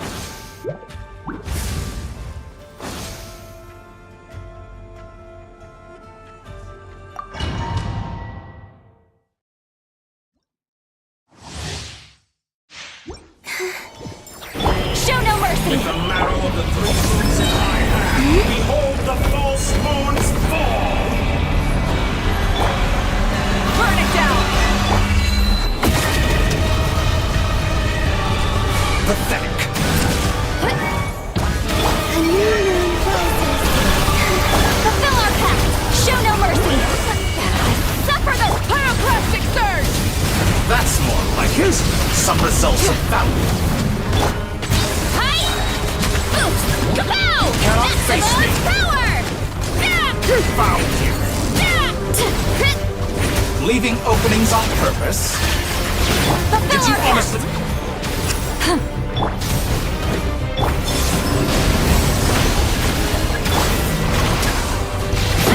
Look out below!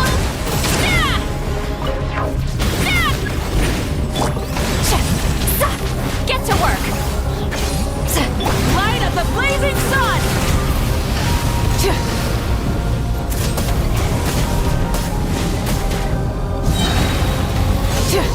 Wrath from the sky! Fulfill our pact!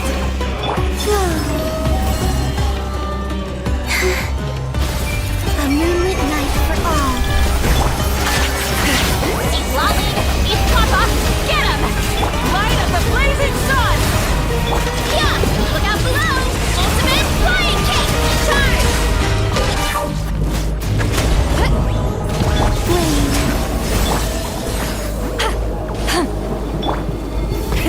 Rev the engines! Wrath from the sky! Try and stop me! Get to work! Fulfill our pact! Boots! Heads up! So you'd rather wallow in this rotten, decaying world?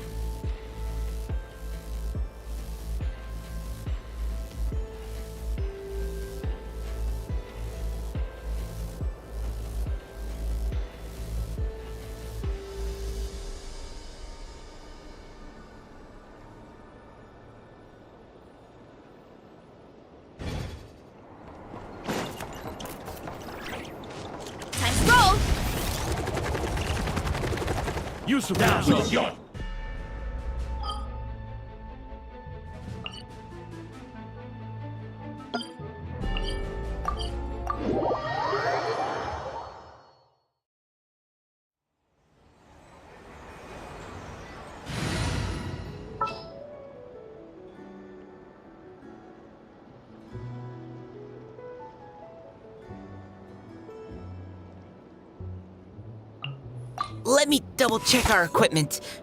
All right. Everything's ready.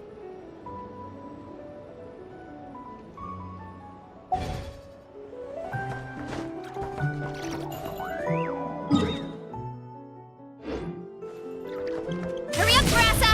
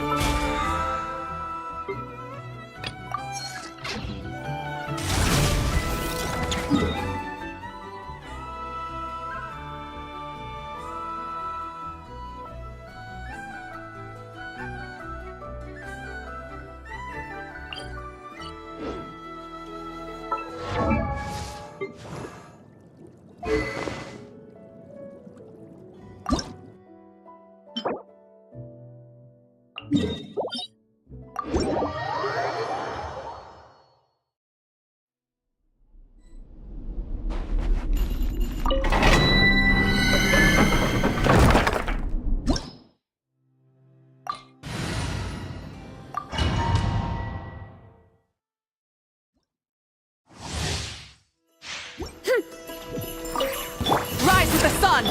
Engaging! Headbutt! Converge! Hero incoming!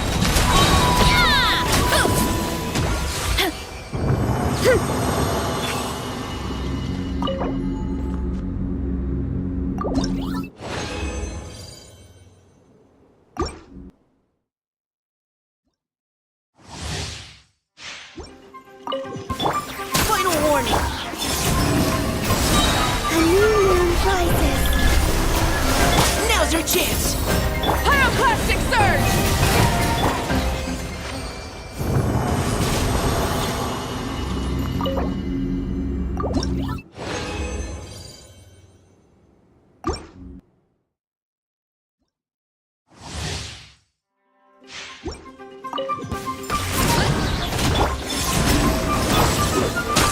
Burn it down! Hero incoming!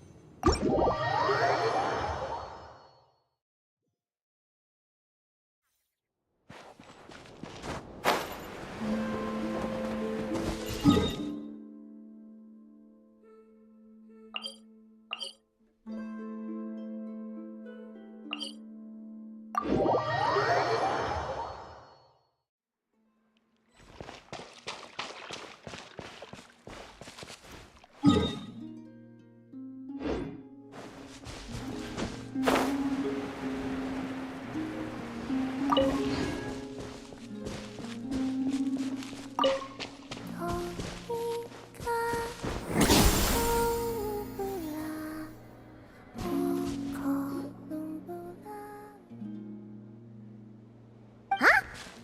Isn't that Mallows? Has she been out gathering inspiration again? Yes, but the little one has been like this ever since she came back. As if lost in thought. Huh. Maybe the theme this time is super profound. You know, like when a great artist realizes some fundamental truth about the world. Come to think of it, Mallows has given us a whole bunch of paintings. We could hold an entire exhibition at this rate. Paimon can't wait to tell everyone all about our little painter's rise to artistic stardom. But we'd need Columbina's permission first, of course. Why is that? Oh. It's okay. I don't mind. It sounds intriguing. Oh! Seems like Mallows has decided what to draw! Quick! Let's see what kind of paint we've got!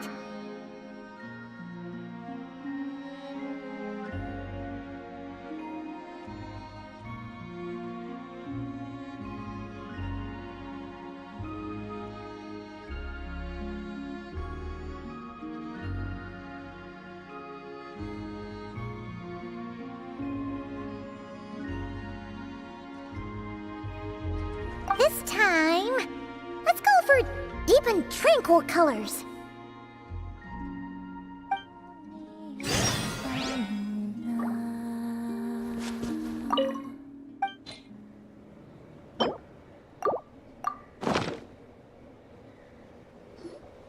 Alright, these should do. What do you think, Mallows?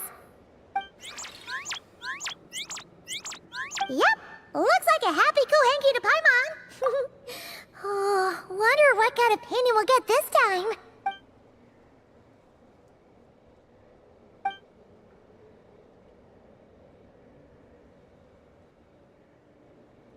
Oh, is it done already? Mallow seems a little sad. Is it because of the painting? Oh, let's take a look.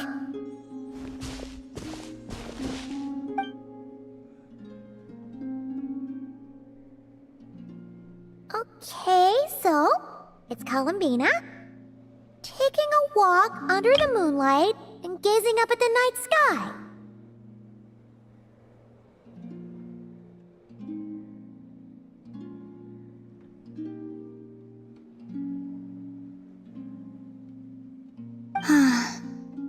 I must be looking at the true moon beyond the false sky. I used to take midnight walks like that all the time. Used to? Oh, right.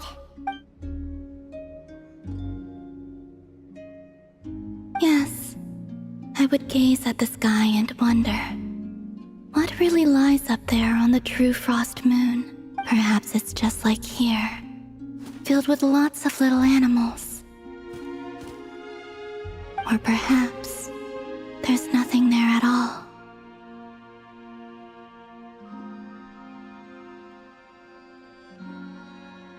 Oh. An interesting thought. But since the moon lies beyond the false sky, that's one adventure I would rather not risk taking them on.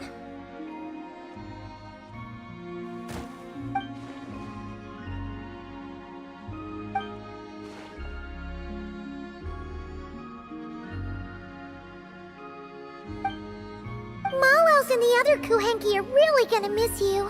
And I will miss them too. But in the end, this is a journey that only I can make. And the answer at the end of it is mine alone to seek. And who knows? Whatever that answer turns out to be, perhaps it will be something beautiful. Well, we'll just have to come visit you then. With Mallows. All right. We could hold that art exhibition on the moon, perhaps. Yeah, great idea! It's a promise! I hope so. I truly do.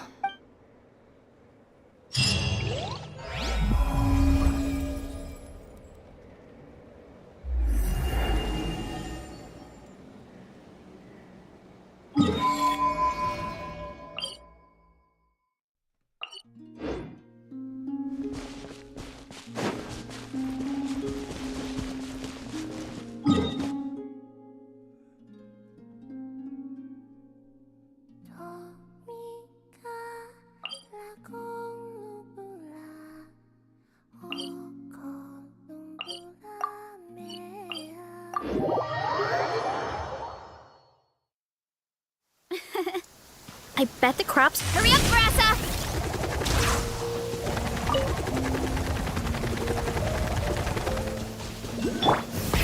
Rev the engines!